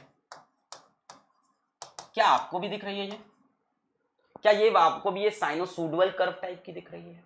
तो बेटा साइनोसॉइडल वेव दिख रही है तो मैंने लिखा y इज इक्वल्स टू, यहां क्या लिखते हैं? मैक्सिमम y की वैल्यू, y की मैक्सिमम वैल्यू कितनी है? a sine, y is equals to a sine, wave कैसी है? साइनोसॉइडल, तो y is equals to a sine, और बेटा अब क्या लिखेंगे ध्यान देना, a साइन, a लिखा मैक्सिमम एम्पलीट्यूड, साइन लिखा साइनोसॉइडल, a साइन, अब ध्यान देना kx plus minus omega T. कल मैंने kx माइनस ओमेगा टी लिखा, बहुत बवाल हुआ, kx plus minus omega T. और अगर आप चाहते हो तो आप omega t plus minus kx भी लिख सकते हो, उसमें भी कोई बुराई नहीं है। a sine omega t plus minus kx, दोनों ही में कोई बुराई नहीं है, दोनों चल सकती है। अच्छा अब बेटा k क्या है आपको पता है? 2 पाई बाई लैम्डा है। x क्या है कि कहां पे आप देख रहे हो? Position of particle. x बताता है कि किस पार्टिकल की बात कर रहे हो, कितनी दूरी पे बात कर रहे हो। t बताता है किस टाइम की बात कर रहे हो। ओमेगा क्या है? Angular frequency 2 pi by T. सारी चीजें क्लियर है। पर अब बात आती है बच्चा कि ये प्लस माइनस क्या है? What is this plus minus here? बेटा इस प्लस माइनस को मैं समझाता हूं। बेटा अगर दोनों के बीच में प्लस लगा है, इसका मतलब है वेव ट्रैवलिंग इन नेगेटिव x। अगर प्लस लगा है तो वेव ट्रैवलिंग इन नेगेटिव x, ठीक है, वेव ट्रैवलिंग इन नेगेटिव x। और बेटा अगर माइनस लगा है तो wave travelling in positive x। उल्टा है कहानी। इन दोनों जैसे भी ऑर्डर ऑफ राइटिंग से फर्क नहीं पड़ेगा, चाहे पहले kx लिखा हो चाहे पहले ओमेगा टी। अगर दोनों के बीच में प्लस लगा है तो वेव ट्रैवलिंग इन नेगेटिव x, माइनस लगा हो तो wave travelling in positive x। Clear हुई? अब बच्चे पूछ रहे हैं ये कैसे हुआ? बेटा ये कैसे हुआ इसको जानने के लिए आपको कंप्लीट शोले मूवी देखनी पड़ेगी, है ना। यार टीजर में इतनी बात कैसे पता चलेगा भाई? टीजर में तुमको कोई पूरी मूवी थोड़ी दिखा सकता है, तो टीजर में तुमको ये नहीं बता सकता ये पूरी कहानी कैसे खेल हो रहा है। इसके लिए आपको देखना पड़ेगा कि ये इक्वेशन आई कैसे है, इस इक्वेशन को मैं डिराइव कैसे करता हूं, कहां से यहाँ पे x माइनस वी टी में लिखता हूं और उसके बाद ये पूरी इक्वेशन आती है। ये आपको यूट्यूब पे मिल जाएगा, equation of plane progressive harmonic. Clear है? आज मैं वेव पढ़ाने नहीं आया हूं, मैं आया हूं किस लिए? इलेक्ट्रोमैग्नेटिक वेव की इक्वेशन लिखने। तो मैंने आपको बेसिक चीजें बता दी। अच्छा बच्चा एक बात और बता दे, यहां साइन की जगह कॉस भी हो सकता है, कॉस का कर्व भी ऐसे ही होता है। तो a cos kx minus omega T, a cos kx plus omega t, ठीक है। प्लस लगा है तो बेटा वेव ट्रैवलिंग इन नेगेटिव x, माइनस लगा है तो wave travelling in positive x। उल्टा है, माइनस पे पॉजिटिव x, प्लस पे नेगेटिव x। क्लियर है इतनी बात? इतनी चीज क्लियर है? बहुत बढ़िया। अच्छा एक बात मेरे को और आपसे पूछनी थी। हाँ यहाँ कॉस भी लगा सकते हैं। और क्या बात करनी थी? हाँ बेटा यहां x की जगह कुछ और लिख सकते हैं। हाँ मान लो वेव x की जगह y में चल रही होती या z में चल रही होती। सपोज करो वेव z में चल रही है, पॉसिबल है, वेव ट्रैवलिंग इन z डायरेक्शन। तो बेटा क्या होगा? kz plus minus omega T, omega t plus minus kz, है ना। तो यहाँ बेटा x भी हो सकता है, z भी, ऐसा नहीं है। प्लस का मतलब wave travelling in negative x नहीं, वेव ट्रेवलिंग इन नेगेटिव, अब जो भी यहाँ पे लिखा हो, यहाँ z लिखा होता, wave travelling in negative z direction. Clear है? अच्छा आगे बढ़े, चलो अब आ गए इक्वेशन ऑफ इलेक्ट्रोमैग्नेटिक वेव्स। तो मैंने बताया ऐसी कोई इक्वेशन नहीं होती जो वेव की हो, पार्टिकल की इक्वेशन होती है। पर बेटा इलेक्ट्रोमैग्नेटिक वेव में तो कोई पार्टिकल नहीं है, ये तो वैक्यूम में भी चलती है। यहां कौन ऑसिलेट कर रहा है? Electric field and magnetic field, तो उनकी इक्वेशन लिखेंगे। तो पहले हम लिखने जा रहे हैं इक्वेशन ऑफ इलेक्ट्रिक फील्ड। आपको क्लियर है कि ये इलेक्ट्रिक फील्ड किस पे डिपेंड करेगी? एक्स पे भी डिपेंड करेगी, टाइम पे भी डिपेंड करेगी। क्लियर है? मैक्सिमम वैल्यू कितनी है? ई नॉट है। तो हम लिखेंगे E is equals to E not sine के एक्स माइनस ओमेगा टी। अब माइनस क्यों लगा? क्योंकि हमने मारा हमारी वेव किधर चल रही है? पॉजिटिव एक्स में चल रही है। जरूरी नहीं, अभी आप ढेरों सवाल करोगे वहां पे प्लस लिख के आ जाएगा, इसका मतलब वो वेव किधर चल रही है? नेगेटिव एक्स में। हमने माइनस मान लिया, आप जो चाहो मान सकते हो, हमने एक स्टैंडर्ड माइनस मान लिया। माइनस मानते ही हमने क्या माना? Wave travelling in positive X, हमने ये मान लिया। E is equals to E not sine के एक्स माइनस ओमेगा टी, आप जिधर चाहो मान सकते हो। अच्छा अब E is equals to E not sine, अब थोड़ी वैल्यू वगैरह रखते हैं, K की value 2 pi by lambda into X, omega 2 pi by T into T. अब इसके डिफरेंट फॉर्म्स हैं बच्चों, और कुछ नहीं है। E is equals to E not sine, बेटा 2 पाई को अगर मैं बाहर ले लूं, दोनों में है, 2 पाई हो गया बाहर, x बाई लैम्डा, 2 पाई को मैंने ले लिया बाहर, क्या हो जाएगा? x by lambda minus T by T. बोलो लिख सकते हैं, x by lambda minus T by T. बेटा लिखने के हजारों तरीके हैं, हम इसको ऐसे भी लिख सकते हैं, जरा देखें। E is equals to E not sine, हाँ 2 पाई को बाहर रखे रहते हैं, ब्रैकेट में x बाई लैम्डा, बेटा माइनस टी, और 1 बाई टी को क्या लिख सकते हो? माइनस टी, और 1 बाई टी को क्या हम फ्रीक्वेंसी लिख सकते हैं? So minus F into T. तो डिफरेंट डिफरेंट फॉर्म्स हैं, इसमें से किसी फॉर्म में भी आपको क्वेश्चन मिल सकता है। बहुत जेन्युइन सवाल है आपके दिमाग में, सर सारी फॉर्म्स याद करने हैं, अब सवाल इस फॉर्म में दिखा कि सवाल इस फॉर्म में दिखा कि सवाल इस फॉर्म में दिखा, क्या करें? बेटा देखो ऐसा नहीं है, आप ये फॉर्म याद रखो, और आप ये याद रखो के क्या होता है? 2 पाई बाय लैम्डा, ओमेगा क्या होता है? 2 पाई बाय टी। मैटर खत्म। आपको जिस फॉर्म में भी दिखे भाई आप 2 पाई से मल्टीप्लाई कर देना, समझ जाना x के साथ जो चीज जुड़ी है वो क्या है?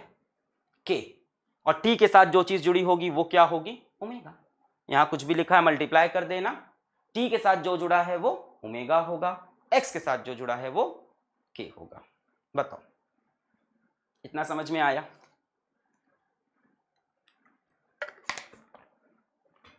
ये बोर्ड का टॉपिक है इसलिए तो बड़ा अच्छे से पढ़ा रहे हैं। क्लियर है? इतना समझ में आएगा, बहुत क्लियर था। तो आप ये वाली इक्वेशन बस याद रखना, बाकी सब आप अपने आप टाइम के साथ मैनेज कर ले जाओगे। सवाल आएगा बेटा, मान लो सवाल इस फॉर्म में दिख रहा है ना, तो आप समझ जाना जो भी x के साथ जुड़ा होता है वो होता है k, t के साथ जो जुड़ा होता है वो होता है ओमेगा। क्लियर? चलो बेटा सिमिलरली मैग्नेटिक फील्ड की इक्वेशन कोई बताने वाली बात नहीं है। B is equals to B not sine के एक्स माइनस ओमेगा टी। ठीक, B is equals to B not sine के x minus omega t. Same कहानी यहां पे भी रिपीट कर सकते हो, B is equals to B naught, मतलब टाइम वेस्ट है लिखना, K की जगह 2 pi by lambda into x minus omega की जगह 2 pi by T into T, वगैरह वगैरह जैसी चीजें आप रिपीट कर सकते हो यहाँ पे भी, एंड सो ऑन, है ना। B is equals to B not, यहाँ साइन, यहाँ से 2 पाई को कॉमन ले लिया, x by lambda minus 2 pi common t by T. Frequency वाला भी लिख सकते हो। बच्चा एक बात जो मुझे अब आपको फिर से रियलाइज करानी है कि इलेक्ट्रिक फील्ड किस प्लेन में थी, मैग्नेटिक फील्ड किस डायरेक्शन में थी, ये सारी चीजें। क्या हमने इलेक्ट्रिक फील्ड को y में मान रखा है? क्या हमने मैग्नेटिक फील्ड को z में मान रखा है? और क्या हमारी वेव x में जा रही है ना? है ना? तो कई बार क्या होता है बेटा, ये इक्वेशन ऐसे ना लिखकर, कई बार, हमेशा नहीं, कई बार ऐसा होता है कि वो इसके आगे साथ में लगा देते हैं k कैप। क्या इससे डर लगेगा? नहीं भी लगाओगे तो भी ठीक है। कई बार यहाँ पे वो के कैप लगा देते हैं। के कैप क्या बताता है, मैग्नेटिक फील्ड किधर है, जेड में है। कई बार बेटा यहाँ पे वो जेड लिख देते हैं, सब डराने की चीजें हैं। तो इसका मतलब क्या हुआ, मैग्नेटिक फील्ड कहाँ है, जेड डायरेक्शन में है। क्लियर। जैसे मान लो इलेक्ट्रिक फील्ड की हम बात करें, कई बार वो क्या करेंगे, इलेक्ट्रिक फील्ड के खेल में क्या करेंगे, कई बार इलेक्ट्रिक फील्ड के खेल में वो क्या करेंगे हमारे साथ, इलेक्ट्रिक फील्ड हमने किस में मानी है, वाई में मानी है, यहां पे क्या लगा देंगे, जे कैप लगा देंगे। तो इस तरह की चीजें होती रहेगी। पर बेटा डरना मत, अगर एग्जाम में जे कैप की जगह के कैप हो सकता है इलेक्ट्रिक फील्ड जेड में हो, तो ये चीजें बदल सकती हैं, है ना। तो चॉइस है, बस म्यूचुअली परपेंडिकुलर होंगे, तीनों ट्रांसवर्स होंगे। क्लियर, ठीक है। और मैग्नेटिक फील्ड और इलेक्ट्रिक फील्ड में कोई फेज डिफरेंस नहीं होगा। अगर बेटा यहां पे जो वैल्यू लिखी होगी सेम वैल्यू बेटा यहां पे लिखी होगी हमेशा, because electric field and magnetic field are in same phase. यहां पे बता देता हूं, मान लो एग्जाम्पल के तौर पे, मान लो ऐसे लिख दिया, magnetic field is equals to B not sine 0.5, value नहीं लिख पाऊंगा एग्जैक्ट होता, मैच करनी चाहिए, कितना हो जाएगा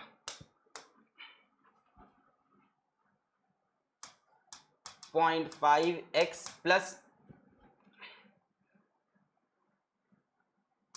1.5 into 10 to the power 8t plus pi by 2। मान लो ऐसी लिखी है वेव बेटा, है ना, साथ में लास्ट में एक फाई लिख दिया, ऐसा भी हो सकता है, कोई बड़ी बात नहीं है ना। K x plus omega t plus phi, कोई बड़ी बात नहीं है, कर सकते हैं इस तरह से भी। पर अगर ऐसा करोगे आप तो उस केस में इलेक्ट्रिक फील्ड क्या होगी, ई नॉट साइन सेम, जो भी यहां फेज होगा सेम फेज यहां होगा, they both are in same phase. जो भी इसका फेज होगा वही इलेक्ट्रिक फील्ड का फेज होगा, both are in same phase. Clear है बात, आगे बढ़े, आगे बढ़े, क्लियर हो गया इतना। चल सवाल करते हैं। The electric field in a plane electromagnetic wave is given by EY is equals to 2 sin 0.5 into 10 to the power 3x plus 1.5 into 10 to the power 11t Newton पर कूलम। ये देखो EY लिख दिया, इलेक्ट्रिक फील्ड वाई डायरेक्शन में बता दिया, साथ में जे कैप नहीं लगाया, कभी लगाते हैं कभी नहीं लगाते, उनकी मर्जी है। What is the direction of propagation, चलो बच्चों बताओ, direction of propagation, direction of propagation EY is equals to 2 sin 0.5 into 10 to the power 3x plus 1.5 into 10 to the power 11t। Direction of propagation बेटा, electric field Y में vibrate कर रही है, Y में oscillate कर रही है, wave किधर चल रही है, जो यहां पे लिखा होता है इसके हिसाब से नहीं बेटा, डायरेक्शन ऑफ प्रोपोगेशन है, इलेक्ट्रिक फील्ड तो वाई में है, इलेक्ट्रिक फील्ड नहीं पूछ रहे, direction of propagation of wave. What is the direction of propagation, कौन चलता है बेटा, प्रोपोगेशन किसका होता है, वेव का। बेटा इलेक्ट्रिक फील्ड वाई में वाइब्रेट कर रही है, वेव किधर चल रही है, एक्स में, ये देखो इक्वेशन है। So direction of wave propagation क्या होगा, अब बात ये है क्या होगा, एक्स नहीं होगा, क्यों, क्योंकि यहां पे प्लस लगा रखा है, के एक्स प्लस ओमेगा टी, के एक्स प्लस ओमेगा टी, के एक्स प्लस ओमेगा टी। बेटा ध्यान से देखो यहां पे क्या लगा रखा है, प्लस, प्लस लगा रखा है, मतलब वेव किधर ट्रेवल कर रही है,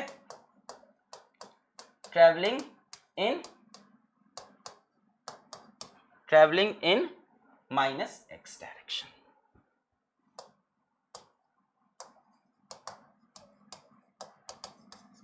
किधर ट्रेवल कर रही, माइनस एक्स में। क्लियर हुआ, नेगेटिव एक्स में।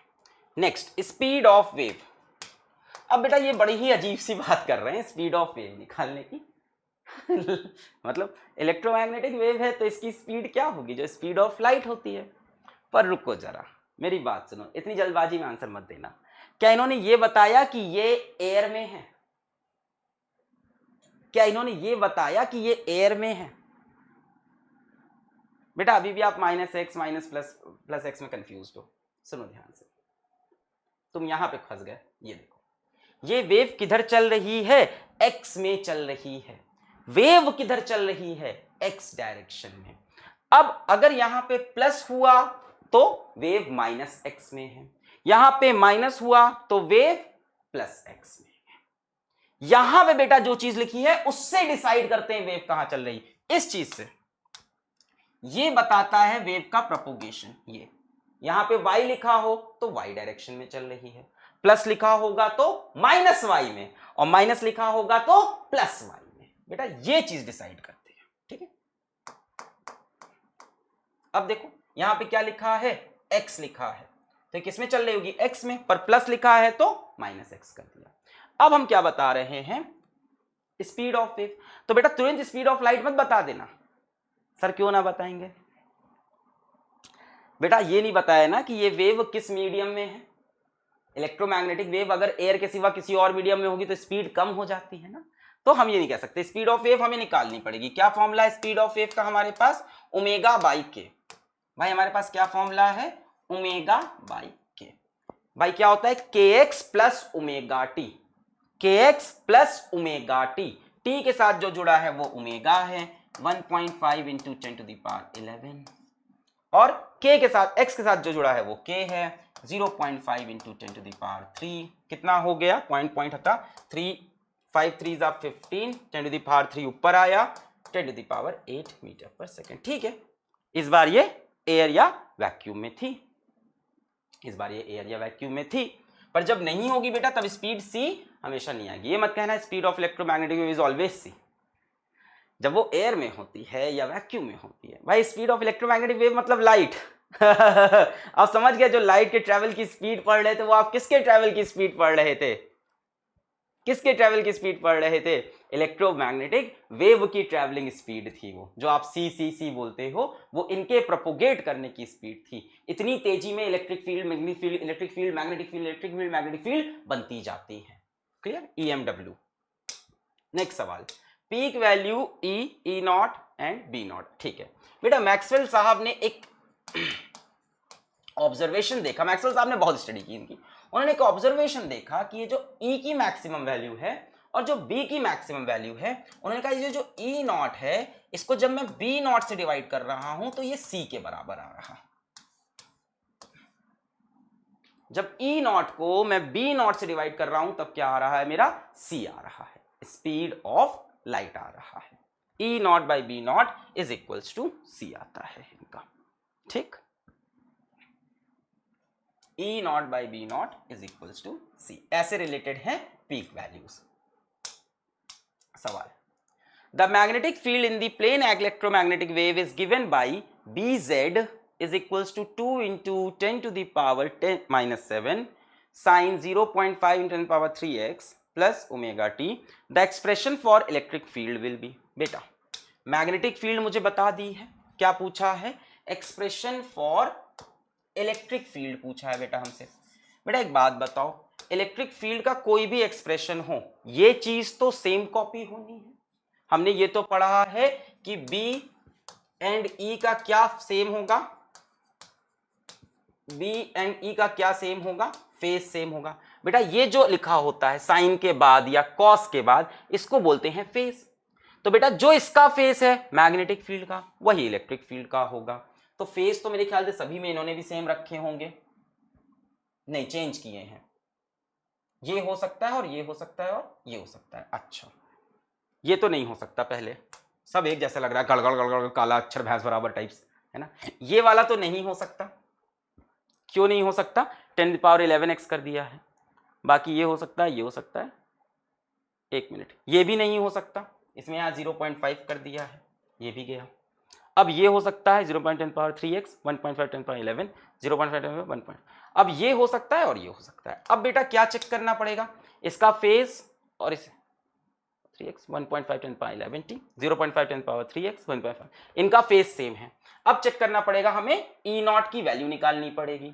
तो बेटा हमारे पास रिलेशन है E naught by B naught is equals to c. खत्म करते हैं, ये बी नॉट की वैल्यू होगी, ई नॉट बी नॉट की value 2 into 10 to the power -7, यही तो है B naught, is equals to 3 into 10 to the power 8। बेटा यहां से ई नॉट की वैल्यू कितनी आ जाएगी, 2 इधर आके मल्टीप्लाई हुआ, 2 3 जा 6, 10⁸ और 10⁻⁻7 यानी 1060। सभी को समझ में आ गया? अच्छा बेटा मैग्नेटिक फील्ड किस में है? जेड में है। अरे यार इसमें निकालने की जरूरत भी थी नहीं, देखो ये भी करने की जरूरत नहीं थी, ये इलेक्ट्रिक फील्ड जेड में लिख रखी थी, ये भी नहीं हो सकता, अपने आप यही ऑप्शन बचता। ओए होए होए, मैं दिमाग नहीं चला मेरा भी, मेरा ध्यान ही नहीं गया। इवन सवाल डिजाइन करते वक्त जब मैं सवाल इसमें डाल रहा था तब भी मैंने ये चीज ध्यान नहीं दी। वाह देखो कितना सही सवाल था, इस कैलकुलेशन की भी नीड नहीं है, इसकी भी नीड नहीं थी। मैग्नेटिक फील्ड जेड में है तो इलेक्ट्रिक फील्ड जेड में हो ही नहीं सकती, ये भी गया। ये दोनों चले गए क्योंकि इनका फेज मैच नहीं किया, यहाँ 0.5 इंटू 10⁻11, यहाँ 1.5, ये चला गया, इसका भी फेज नहीं मैच किया, यहाँ 10⁻11x है 10⁻3, ये चला गया क्योंकि मैग्नेटिक फील्ड जेड में है तो इलेक्ट्रिक फील्ड थोड़ी ना जेड में हो सकती है। मैग्नेटिक फील्ड जेड में तो इलेक्ट्रिक फील्ड जेड में, इलेक्ट्रिक फील्ड एक्स में हो सकती थी पर एक्स में भी नहीं हो सकती, क्यों? क्योंकि वेव एक्स में चल रही है, ये भी दिख रहा है हमको। मैग्नेटिक फील्ड एक ही डायरेक्शन में हो सकती है, वाई में, sorry electric field. Magnetic field किस में है? हमारी जेड में है। वेव किधर चल रही है? एक्स में चल रही है, तो इलेक्ट्रिक फील्ड के पास एक ही डायरेक्शन बचा, वाई, तो एक ही ऑप्शन था जो पूरे तरह से सही था। खैर एनीवेज हमने कैलकुलेशन करके भी उसको वेरीफाई कर लिया। क्लियर है अब? हलवा। चलो जेई मेंस 2013 क्या पूछ रहे हैं? बहुत ही हलवा सवाल पूछा है, ऐसा कोई बहुत धमाकेदार सवाल नहीं पूछा है, एक अच्छा सवाल जेई का आज आपको कराएंगे। The magnetic field in a travelling electromagnetic wave has peak value of 20 nano Tesla. The peak value of electric field strength is, बेटा धुआं धुआं कर दें इस सवाल को, 2 कौड़ी का सवाल पूछा गया है जेईई मेंस में।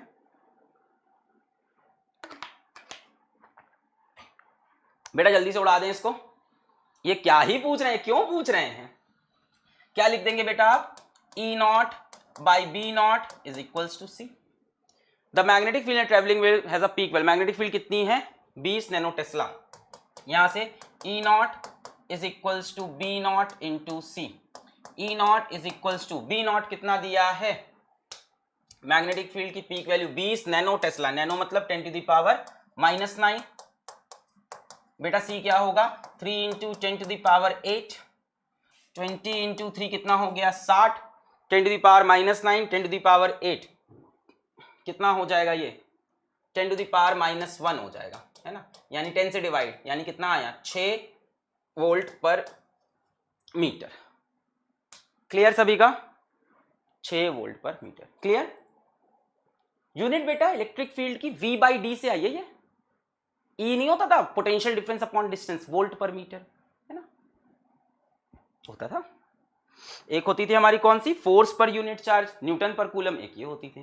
क्लियर? खूब बेटा रिवाइज करो, आप ये छोटी छोटी चीज भूल गए हो, मतलब आप एकदम सारे डेरिवेशन वेरिएशन एकदम भूल गए होगे। चलो आगे बढ़ते हैं। नेक्स्ट क्या है? Permeability and permittivity of medium. बेटा ये कहानी भी मैक्सवेल साहब ने ही समझाई थी, इस कहानी में भी मैक्सवेल साहब का ही रोल है। उन्होंने ये बताया मैक्सवेल साहब ने कि ये जो स्पीड ऑफ इलेक्ट्रोमैग्नेटिक वेव है, या जिसको पूरी दुनिया किस नाम से जानती है? स्पीड ऑफ लाइट के नाम से जानती है, वो स्पीड मीडियम की प्रॉपर्टीज पे डिपेंड करती है। अब वो मीडियम की किन प्रॉपर्टीज पे डिपेंड करेंगी? बेटा इलेक्ट्रोमैग्नेटिक वेव के अंदर क्या है? इलेक्ट्रिक फील्ड है और मैग्नेटिक फील्ड है, तो वो किस पे डिपेंड करेंगी? मीडियम की इलेक्ट्रिक प्रॉपर्टी और मैग्नेटिक प्रॉपर्टी। इसी को शायद हम लोग पढ़ते थे ऑप्टिकल डेंसिटी के नाम से 10th क्लास तक, इसको आगे भी शायद मैं ऑप्टिकल डेंसिटी के नाम से बताऊं रे ऑप्टिक्स में। लाइट या इलेक्ट्रोमैग्नेटिक वेव किसी मीडियम में तेज चलेगी या धीमा चलेगी, बेटा ये किस पे डिपेंड करेगा? मीडियम की इलेक्ट्रिक प्रॉपर्टी में। लाइट को चलने से मीडियम की डेंसिटी से कोई मतलब नहीं है, कितना घना मीडियम है कोई मतलब नहीं है, उसे सिर्फ किससे मतलब है? मीडियम की electric property and magnetic property से। बात समझ में आ रही है? हमने बोला भाई स्पीड ऑफ लाइट इस मीडियम में कितना है, उस मीडियम में कितना है, तो आप उसकी डेंसिटी के बेसिस पे नहीं जज कर सकते। आप किस बेसिस पे जज कर पाओगे स्पीड ऑफ लाइट को? On the basis of electric and magnetic property. तो सबसे पहले बात करते हैं इन एयर, वैक्यूम या फ्री स्पेस। तो बेटा एयर, वैक्यूम या फ्री स्पेस में स्पीड ऑफ लाइट किसके बराबर हो जाएगी? c के, और इन्होंने देखा जो c की वैल्यू है that is equals to 1/√, permeability, air की परमिएबिलिटी क्या होती है? Mu naught, permittivity epsilon naught, mu naught epsilon naught, mu naught epsilon naught. ये क्या हो गई? मैग्नेटिक प्रॉपर्टी, ये क्या हो गई? Electric property. Mu naught epsilon naught. ये बात किसकी हुई? एयर की।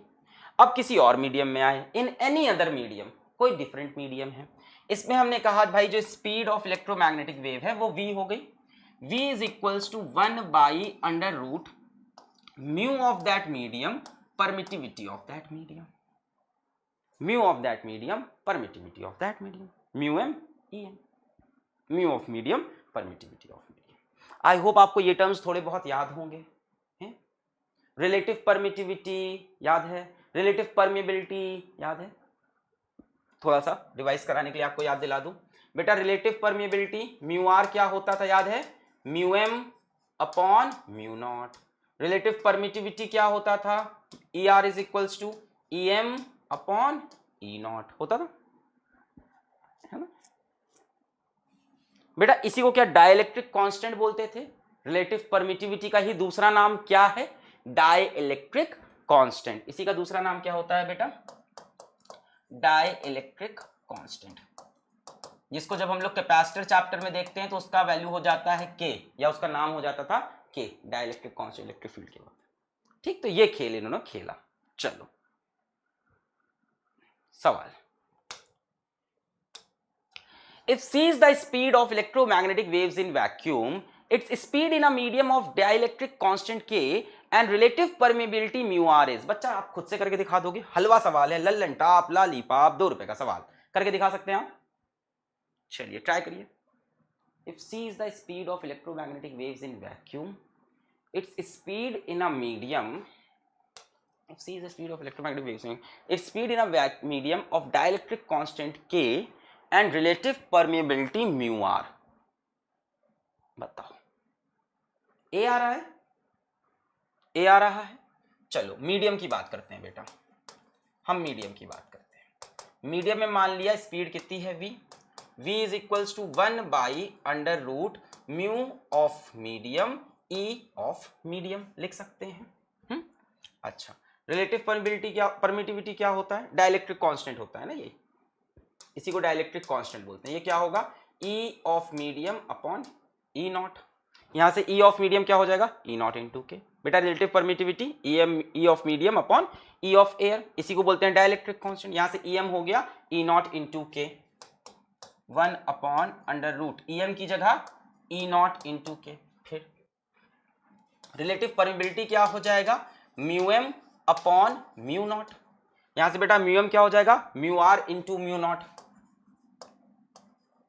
अच्छा बेटा mu naught epsilon naught, mu naught E में बोल रहा था इतनी देर से, दिमाग खराब। म्यू नॉट एप्सिलॉन नॉट क्या हम ऐसे लिख सकते हैं? 1 upon under root mu are into k multiplied by 1 by under root mu naught epsilon naught. बेटा 1 by mu naught epsilon naught क्या बन जाएगा? ये स्पीड ऑफ लाइट बन जाएगी प्यारा बच्चा, ये स्पीड ऑफ लाइट हो गई, तो c upon under root mu are into k, ये होगा बेटा। ए गलत ऑप्शन था आपका, ये होगा c upon under root mu are into k. आया? सभी को क्लियर है? जिनको नहीं आया आपने शायद इलेक्ट्रिक फील्ड मैग्नेटिक फील्ड में खेल गलत किया है। इलेक्ट्रोस्टैटिक बहुत सिंपल है बेटा, किसी भी मीडियम में क्या होगी इसकी speed? 1 upon permeability of medium, permittivity of medium, simple. Permittivity of medium, permeability of medium. हमने कहा भाई रिलेटिव परमिटिविटी, इसी को बोलते हैं डाइलेक्ट्रिक कांस्टेंट। ये क्या होता है? Permittivity of medium upon permittivity of free space. यहां से एप्सिलॉन एम की वैल्यू हो जाएगी के एप्सिलॉन नॉट, तो एप्सिलॉन एम की जगह epsilon naught k. Relative permeability mu M upon mu naught, यहां से म्यू एम हो जाएगा mu naught into mu R. फिर मैंने कहा भाई इसको अलग लिख लेते हैं, 1 by mu naught epsilon naught 1 by mu R k. ये कितना हो गया? स्पीड ऑफ लाइट अपॉन ये। क्लियर? आ गया। Next an electromagnetic wave Ez is equals to 100 cos 6 into 10 power 10 t plus 4x propagates in a non-magnetic medium of dielectric constant। चलो बच्चों इसको बताओ। एक इलेक्ट्रोमैग्नेटिक वेव है 100 cos ओमेगा टी प्लस के एक्स प्रोपोगेट्स। बेटा ये वेव किधर चल रही है? ये सब चीजें बताओ, किस में चल रही है? नेगेटिव एक्स में चल रही है। ये सब फील हो रहा है कि नहीं? ये वेव किस में चल रही है, -x डायरेक्शन में। इलेक्ट्रिक फील्ड किस में है, z में है। मैग्नेटिक फील्ड किस में होगी, y में होगी। समझ में आ रहा है, डायरेक्शन चेंज हो सकते हैं, कोई फिक्स नहीं है। वेव चल रही है नेगेटिव x में, वेव चल रही है किस में, नेगेटिव x में। इलेक्ट्रिक फील्ड किस में है, z में। मैग्नेटिक फील्ड किस में होगी, y में होगी, है ना। चलो खैर अब सवाल पे आते हैं। बोल रहा है propagates in a non magnetic medium. बेटा ये नॉन मैग्नेटिक मीडियम का मतलब क्या है, नॉन मैग्नेटिक मीडियम मतलब बच्चा जिसके पास कोई अपनी मैग्नेटिक प्रॉपर्टी नहीं है। तो वो क्या करता है ऐसा मीडियम, वो एयर की ही मैग्नेटिक प्रॉपर्टी को अपने अंदर कॉपी कर लेता है, उसके पास खुद की कोई मैग्नेटिक प्रॉपर्टी नहीं है। तो नॉन मैग्नेटिक मीडियम के लिए जो म्यू की वैल्यू होती है वो म्यू नॉट होती है, एयर जैसी, वैक्यूम जैसी, फ्री स्पेस जैसी, नॉन मैग्नेटिक बोल देते हैं उसको हम लोग। ठीक, आ जाओ। Ez is equal to 100 cos। बेटा सबसे पहले मुझे लगता है मुझे इस वेव की स्पीड निकालनी चाहिए। स्पीड क्या होगी, ओमेगा बाई के। ये फॉर्मूला हमेशा याद रहेगा, सभी वेव्स के ऊपर लग सकता है, कोई भी ट्रैवलिंग वेव हो, ओमेगा बाई के। कहाँ गया, हाँ बेटा टी के साथ जो जुड़ता है वो ओमेगा होता है, 6 into 10 to the power 8। X के साथ जुड़ता है वो के होता है, कितना हो गया, 2 3 जा 6, 2 2 जा 4, 10 टू द पावर 8। ये आ रही है स्पीड। क्या ये लाइट की स्पीड की जस्ट हाफ है, 3 इंटू 10 पावर 8 का जस्ट हाफ है। क्या इसको मैं c/2 की तरह भी एक्सप्रेस कर सकता हूं, क्या इसको मैं c/2 की तरह भी एक्सप्रेस कर सकता हूं, 3 इंटू 10 पावर 8/2, c/2, है ना। अच्छा बेटा अब v होता क्या है बच्चा, v होता है 1/√E of medium mu of medium, epsilon none of medium mu of medium. बेटा म्यू ऑफ मीडियम क्या है, म्यू नॉट। मीडियम के पास खुद की कोई मैग्नेटिक प्रॉपर्टी नहीं है, तो जो फ्री स्पेस की मैग्नेटिक प्रॉपर्टी है वही इसके अंदर कॉपी हो जाएगी। तो यानी 1/√, और एप्सिलॉन m की जगह क्या लिखना है, डाइलेक्ट्रिक कांस्टेंट निकालना है ना, डाइलेक्ट्रिक कांस्टेंट भी तो निकालना है। बेटा डाइलेक्ट्रिक कांस्टेंट क्या होता है, रिलेटिव परमिटिविटी, और ER की वैल्यू क्या होती है, EM अपॉन E नॉट। तो EM की वैल्यू क्या हो जाएगी, E नॉट इंटू ER या E नॉट इंटू K बोल सकते हैं। ठीक है, ठीक है, इतनी बात समझ में आ रही है। हाँ, डाइलेक्ट्रिक कांस्टेंट क्या होता है, relative permittivity which is EM upon E not. यहां से बेटा EM की जगह क्या लग सकते हैं हम लोग, एप्सिलॉन नॉट इंटू K। तो EM की जगह एप्सिलॉन नॉट इंटू K, और म्यू M क्या हो जाएगा, म्यू नॉट हो जाएगा। बेटा 1 एप्सिलॉन नॉट और म्यू नॉट, ये क्या बन गया, C। नीचे क्या बचा, रूट के बचेगा, 1 एप्सिलॉन नॉट म्यू नॉट, क्या √ एप्सिलॉन नॉट म्यू नॉट, ये क्या बन गया, C। नीचे क्या बचा, रूट के। बढ़िया सवाल करा रहे हैं आप लोग को। V की वैल्यू कितनी है, c/2। तो V की value c/2 is equal to c/√k। बेटा C कैंसिल, दोनों तरफ स्क्वायर किया, यहां से ये बात समझ में आ गई, K की वैल्यू है 4। क्लियर, 2 नहीं बेटा 4, स्क्वायर करोगे ना, रूट के अंदर है भी है 4, ऑप्शन डी।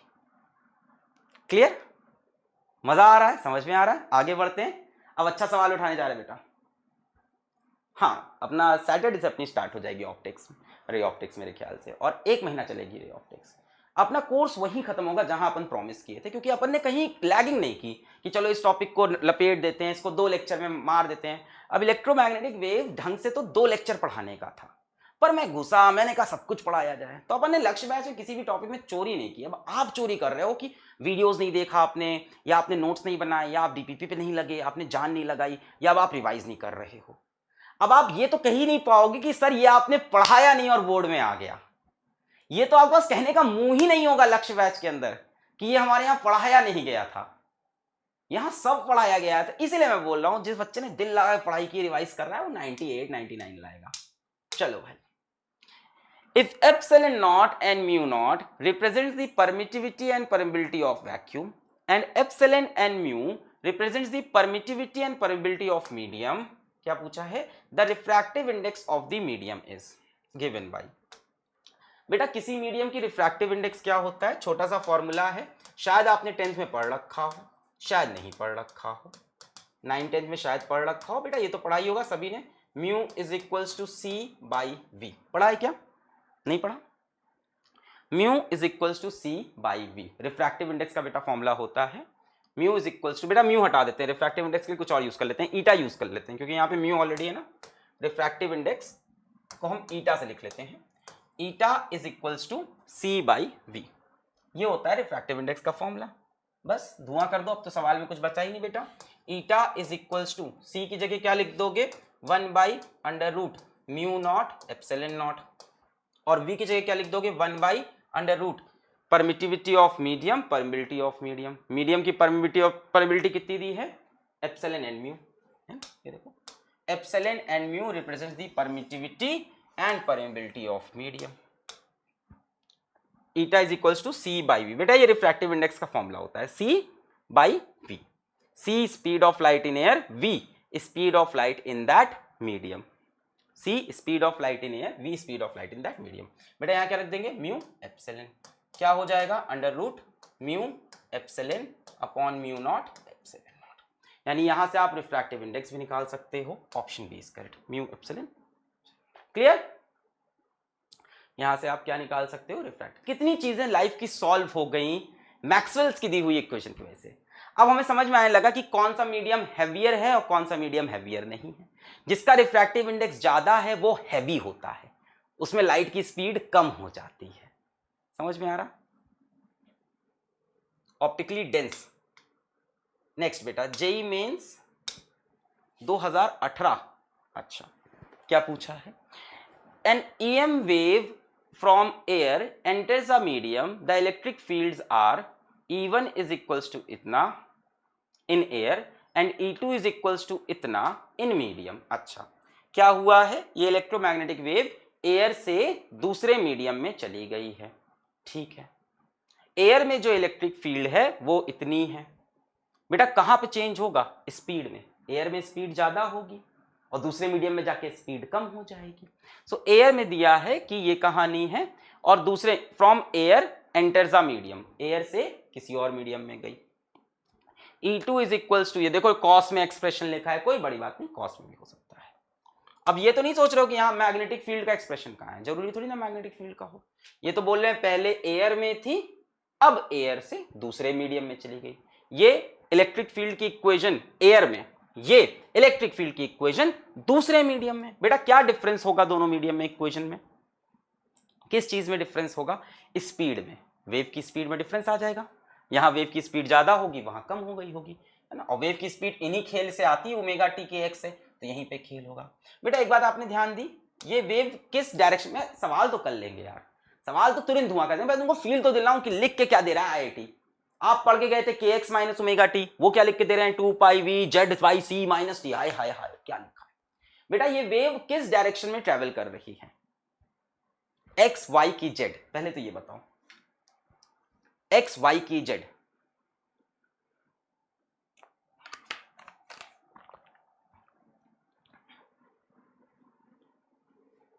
देख के बोलो, ऐसे आंख बंद करके आंसर थोड़ी ना दिया जाता, देखना पड़ता है पहले। कहां से पता चलता है बेटा वेव कहां ट्रेवल कर रही है? किस जगह से पता चलता है बच्चा? उस डिब्बे के अंदर देखना पड़ता है, इस डिब्बे के अंदर देखना पड़ता है, उससे पता चलता है वेव कहां चल रही है। अभी भी कई लोग एक्स बोल रहे हैं, बेटा एक्स कहां है इसके अंदर? वेव किस में ट्रेवल कर रही है? जेड में। एक्स तो है ही नहीं। पॉजिटिव नेगेटिव तो बाद में पूछूंगा, पूछ रहा हूं एक्स वाई की जेड। बेटा आपने यहां पे एक्स कैप देख के सोचा क्या आंसर? ये तो बता रहा है कि इलेक्ट्रिक फील्ड एक्स में है। ये एक्स कैप बता रहा है कि इलेक्ट्रिक फील्ड एक्स वेक्टर है। एक्स कैप मतलब unit vector in the x direction. X cap का मतलब क्या है? Unit vector in the x direction, जिसको आप आई कैप बोलते हो, उसी को इन लोगों ने एक्स कैप बोल दिया, unit vector in the x direction. Electric field x में है बेटा, वेव किस में जा रही है? जेड में। आप यही नहीं फील कर पाओगे, सवाल तो तुरंत हिला देंगे यार, सवाल का इशू नहीं है, बट आपको पता ही नहीं चला इलेक्ट्रोमैग्नेटिक वेव। 3 लेक्चर हो गया, कल इसका खात्मा होना है ना, खत्म है कल चैप्टर, इसमें कल कुछ बचा नहीं है। अब इसके अंदर बहुत थ्योरेटिकल है, वो लाके मैं जल्दी जल्दी आपको बता दूंगा कि भाई कौन सी वेव कहाँ यूज होती है, क्या इस्तेमाल है। अभी मैं ऐसे बोल रहा हूँ, बताऊंगा अच्छे से, ठीक है? ऐसा नहीं कि तुम बुरा मान गए कि ये तो ऐसे बताएंगे इतनी खराब तरीके से, ठीक है? सो एक्स कैप बेटा क्या बता रहा है? Unit vector in the x direction, यानी इलेक्ट्रिक फील्ड मेरी एक्स में है, वेव किस में चल रही? जेड में।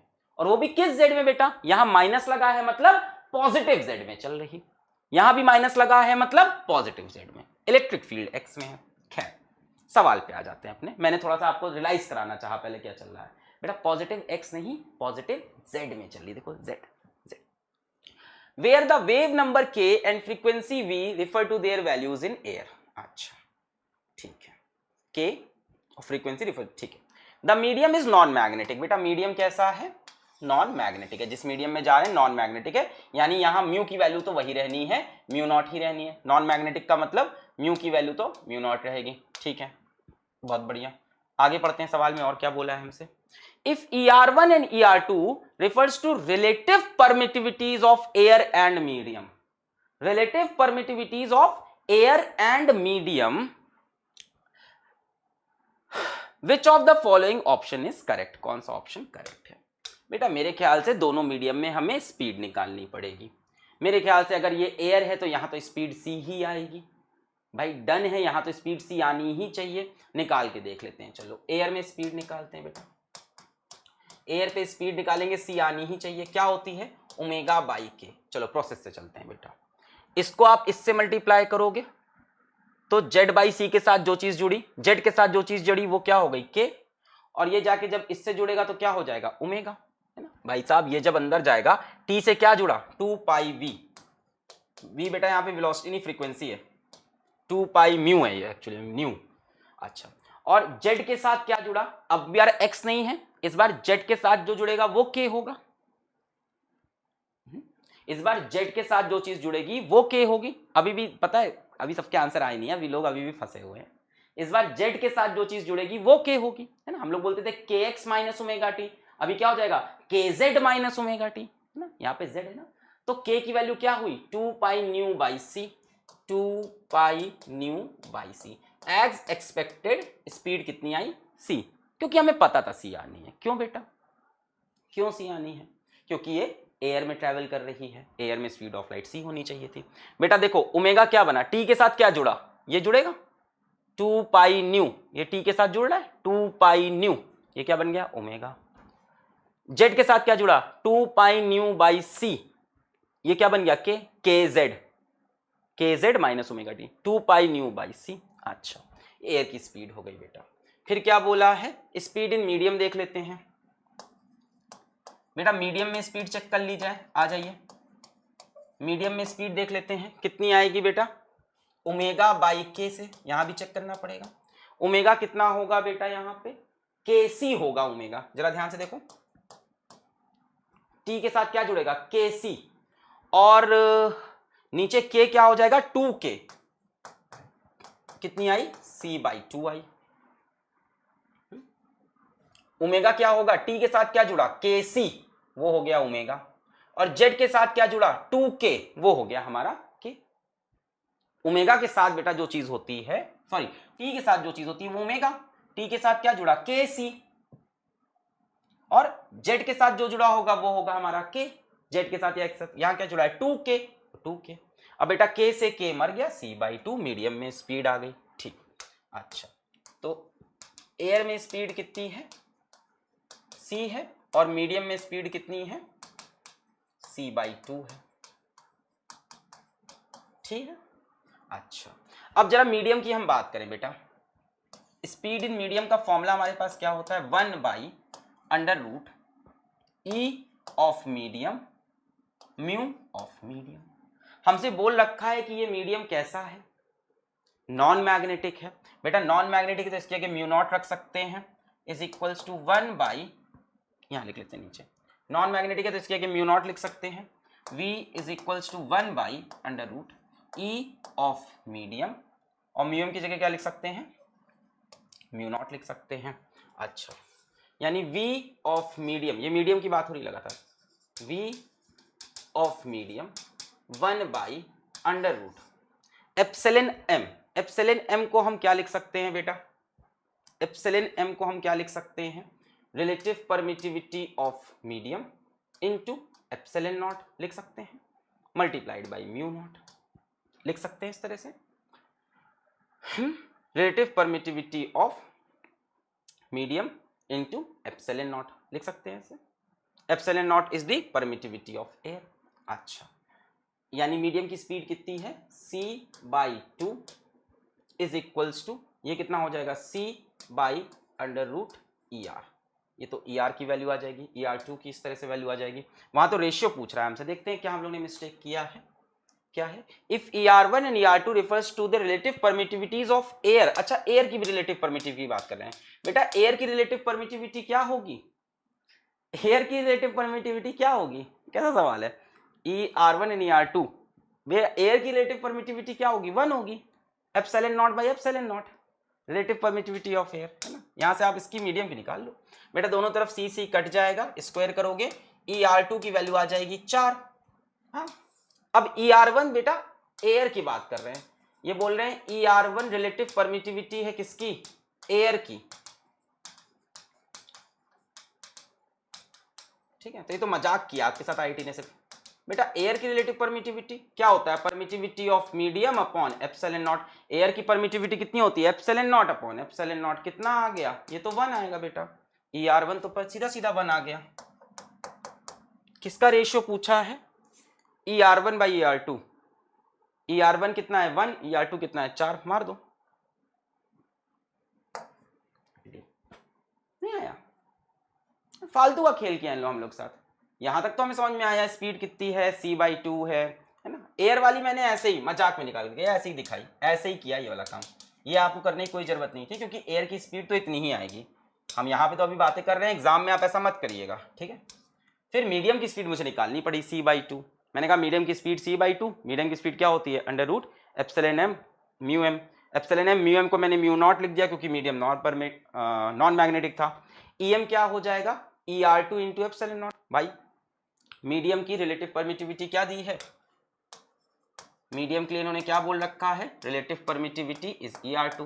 बेटा कितना हो जाएगा, EM बाई E0। यहाँ से EM is equals to E0 into ER2। अब बेटा 1 बाई √E∑0 म्यू नॉट क्या हो जाएगा, C अपॉन √ER2। C कटा, स्क्वायर किया, ER2 4। फिर एयर के लिए बोल रहे रिलेटिव परमिटिविटी, बेटा एयर की रिलेटिव परमिटिविटी तो 1 होगी, एयर से ही तो कंपेयर करते हैं रिलेटिव परमिटिविटी के लिए, एयर की हम एप्सिलॉन नॉट से ही तो कंपेयर करते हैं, तो एयर की परमिटिविटी अपॉन एयर की परमिटिविटी 1 ही आ गई, है कि नहीं। ER1 1, ER2 4, ER1 by ER2 1/4। Clear, चलो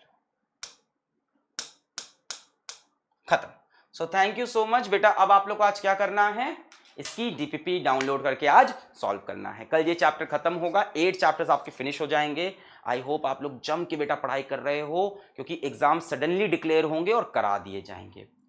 और बेटा ये चीज़ पूरे फ्यूचर तक आपको याद रह जाएगी। इस साल आपके ऊपर स्कूल का भी प्रेशर नहीं है, तो आपको पढ़ाई एकदम फील नहीं हो रही है। बेटा अपनी पढ़ाई धूम धड़ाके के साथ करिए।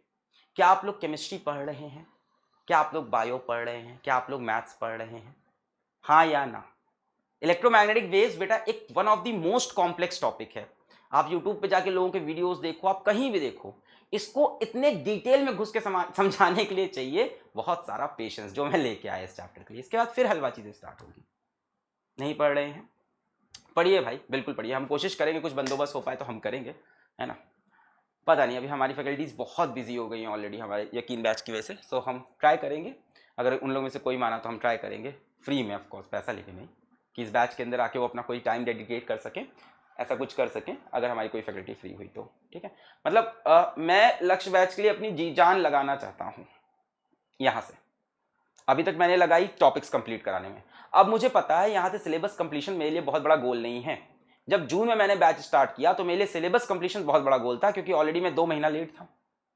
बट आज मेरे लिए सिलेबस कंप्लीशन बहुत बड़ा गोल नहीं है। मुझे पता है यार, मैं मैक्स टू मैक्स 25 जनवरी 28 जनवरी तब तक मेरा सिलेबस अच्छे से इस डिटेलिंग के साथ खत्म कर रहा हूँ, कि इलेक्ट्रोमैग्नेटिक वेव की फील दे रहा हूँ, कभी आपको पूरा LC ऑसिलेशंस फील दे के समझा रहा हूँ। बट अब यहां से मैं ये चाहता हूं कि आप पुरानी चीजें भी रिवाइज करो, बहुत जरूरी है। अगर हमारे पास बोर्ड्स की डेट आती है, मैं आपको एक आइडिया दे रहा हूं, अगर हमारे पास बोर्ड्स की डेट आती है थोड़ी बाद की, तो हम लोग सिलेबस को धीमा करके बीच में आप लोग का रिवीजन स्टार्ट करेंगे। बीच में ये तो बेटा बाद में कोई रिवीजन नहीं होता जनवरी के बाद, ये सब बेवकूफी है कि पूरा सिलेबस खत्म हो जाएगा फिर इतना बड़ा पोथा पकड़ के मैं रिवाइज करूंगा। अगर हमें बीच में ऐसे बोर्ड की डेट्स आती है कि बोर्ड की डेट और आगे शिफ्ट हो रही हैं, ऐसा कोई सर्कुलर आता है CBSE की तरफ से, तो हम लोग सिलेबस के बीच में ही रिवीजन करना स्टार्ट कर देंगे। अभी तो मैं सिलेबस कंप्लीशन की तरफ ज्यादा ध्यान दे रहा था, आप अपने एंड से ऐसा करो, ठीक है, ठीक है। हाँ बेटा, मैं अपनी फैकल्टीज से रिक्वेस्ट करूंगा, ठीक है। बाकी मैं और भी बहुत चीज़ें प्लान कर रहा हूँ, अभी बता नहीं सकता, मैं बताऊंगा। मैं बहुत सी चीज़ें प्लान कर रहा हूँ, और क्योंकि मेरे ऊपर अभी मेरे दामन में बहुत दाग लगे हैं इस टाइम जीवन में कि तुमने पैसा ले लिया, तुम वो इंसान थे जो हमेशा फ्री पढ़ाते, तुम पैसा कैसे ले सकते हो, how can you charge money, मतलब आपको तो फ्री पढ़ाना था, तो ये क्यों किया आपने।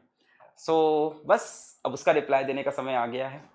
तो कुछ सोचा है मैंने, सभी के लिए सोचा है, फॉर एवरीवन, आप लोग के लिए भी, आप अपने लिए भी कह सकते हो, सभी के लिए। जम के बेटा पढ़ाई करो, जम के पढ़ाई करो, मेहनत करो, एक दिशा में लगकर। जीवन में जितनी दिक्कतें हैं, जितनी कठिनाई हैं, जितना दर्द है, उन सब का सल्यूशन है मेहनत। एकदम धुआंधार मेहनत, अपने को रगड़ दो, एकदम एकदम घिस दो अपने आप को, तब वहां पहुंचोगे, और वहां पहुंच के तब आएगा फील।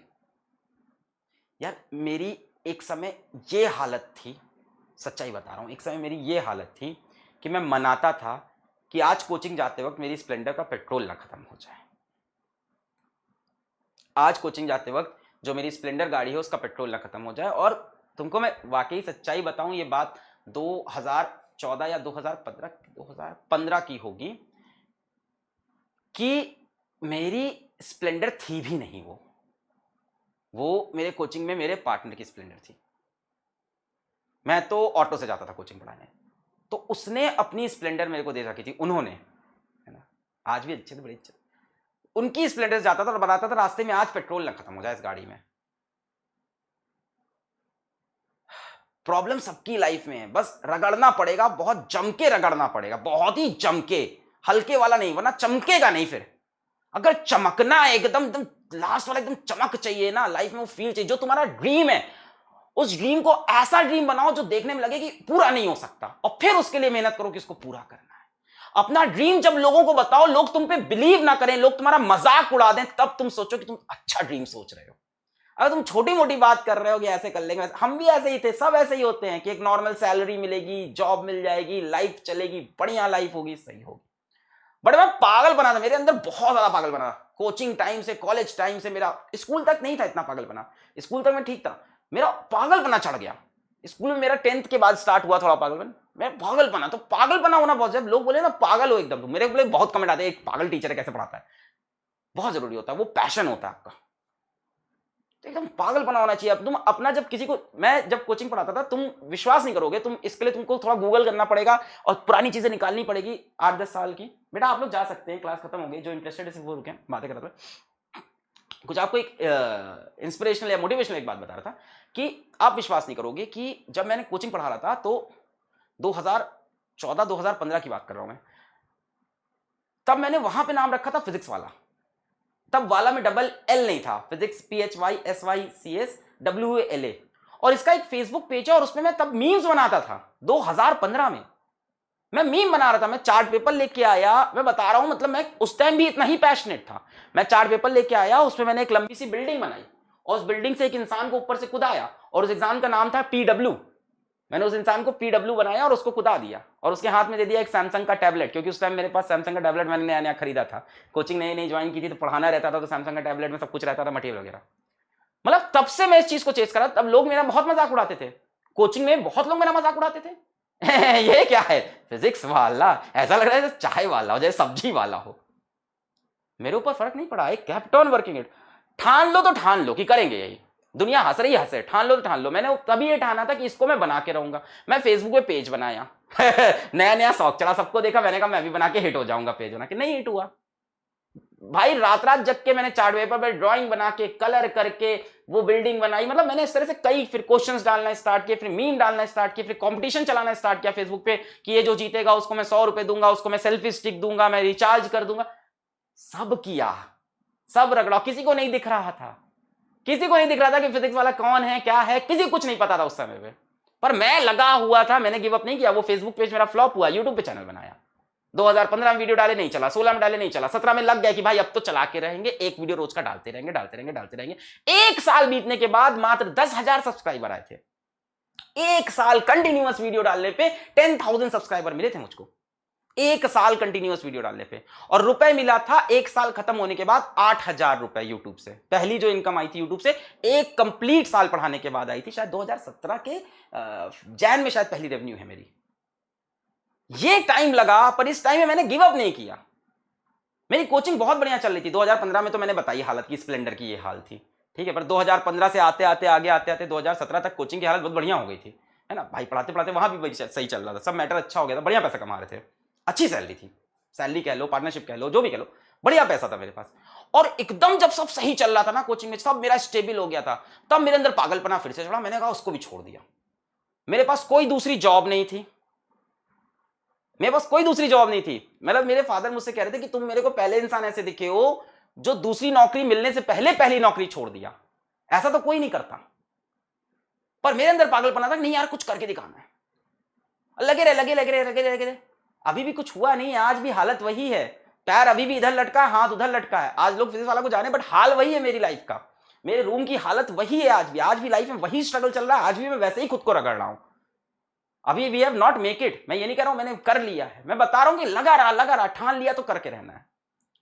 ये आपको एटीट्यूड लाना पड़ेगा अगर आपको वो सच में चाहिए जो आप सोच रहे हो, सच में अगर वहां पहुंचना है।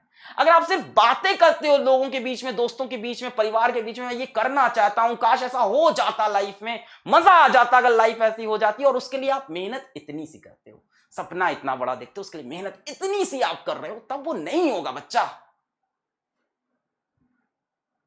हम में से हर कोई टैलेंटेड है, हम में से हर कोई टैलेंटेड है, घिसना पड़ता है यार। कोई पैदा नहीं होता ना, कहते हैं क्या बोलते हैं, सर आपके पास तो इनबॉर्न टैलेंट है। किसी के पास इनबॉर्न नहीं होता है, इनबॉर्न टैलेंट डेवलप करता है इंसान अपनी सराउंडिंग से, अपनी सोच से, अपने इंटरेस्ट से, अपनी हॉबी से, इन सब से डेवलप करता है। How many of you have a hobby even? शायद आपके पास कोई हॉबी ना हो। मेरे पास हॉबी थी ड्रामेटिक्स एक टाइम पे। अब मेरे पास ड्रामेटिक्स मेरे को नहीं मिलता, तो मैं इसी लेक्चर के बीच में अपने ड्रामेटिक्स भी खेल लेता हूं जहां मजा मिलता है। तो ये जो बोलते हो ना कि इनबॉर्न टैलेंट है, ये सब नहीं होता यार। इनबॉर्न कोई टैलेंटेड है, कोई गाता अच्छा, बेटा वो मेहनत करता है, रियाज करता है, 12-12 घंटे बैठ के वो रियाज कर रहा है, तब उसकी वो आवाज में वो निखार आता है। वो तो तेज है सर, मैं तो धीमा हूं। अरे कितना साल हुआ अभी? तू कितने साल का है? 18 साल का है। उसने मैक्स टू मैक्स तेरे से 10 साल ज्यादा पढ़ाई की होगी। तू यहां से लाइफ में 10 साल मेहनत कर ले, काम बन जाएगा। तू 10 साल उससे दुगनी मेहनत कर, तिगनी मेहनत कर, काम बन जाएगा। कोई आगे पीछे नहीं हुआ है, सबकी अपनी टाइमलाइन है, सबकी अपनी टाइमलाइन है। अपना फ्यूचर देखो, ये मत देखो वो कहां है। रिलेटिव वेलोसिटी है भाई साहब, सब रिलेटिव वेलोसिटी खेलो। बहुत तेज लग रहा है ना, तो अपनी स्पीड बढ़ाओगे, रिलेटिव वेलोसिटी से एक टाइम ऐसा आएगा जब डेल्टा एस को तुम 0 करोगे, उसके बाद डेल्टा एस तुम्हारा पॉजिटिव हो जाएगा। अभी डेल्टा एस नेगेटिव है ना, तुमको लग रहा है रेस में सबसे पीछे हो, बट उसके लिए बेटा तुमको एक्सेलरेटेड मोशन चाहिए होगा। अभी आप रिटार्डेड मोशन से चल रहे हो, वेलोसिटी नीचे गिरती जा रही है। यही सब कुछ बातें जो मेरे दिल में आती है। मैं आज भी वैसे ही पागलों की जैसी मेहनत कर रहा हूं लाइफ में। आज भी मेरी लाइफ में कोई चेंज नहीं आया। बीच में कभी कभी रेस्ट आता है, उसके बाद मेरी लाइफ फिर ऐसे ही हो जाती है। I love this kind of life of mind.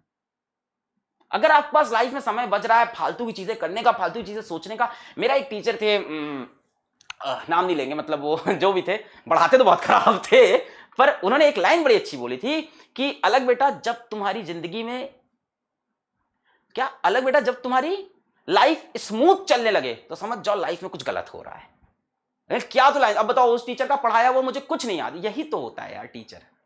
मुझे उस पढ़ाई, उसका केमिस्ट्री पढ़ाया उस बंदे का कुछ नहीं याद है, पर मेरे दिल में आज भी इज्जत है। मैं उनकी लाइन बता रहा हूं, अब नाम बोलूंगा तो गलत हो जाएगा, पहले ही बोल दिया पढ़ाया अच्छा नहीं था, ठीक है। उन्होंने बोला था कि बेटा लाइफ जब स्मूथ चलने लगे तो समझ जाओ लाइफ खराब चल रही है।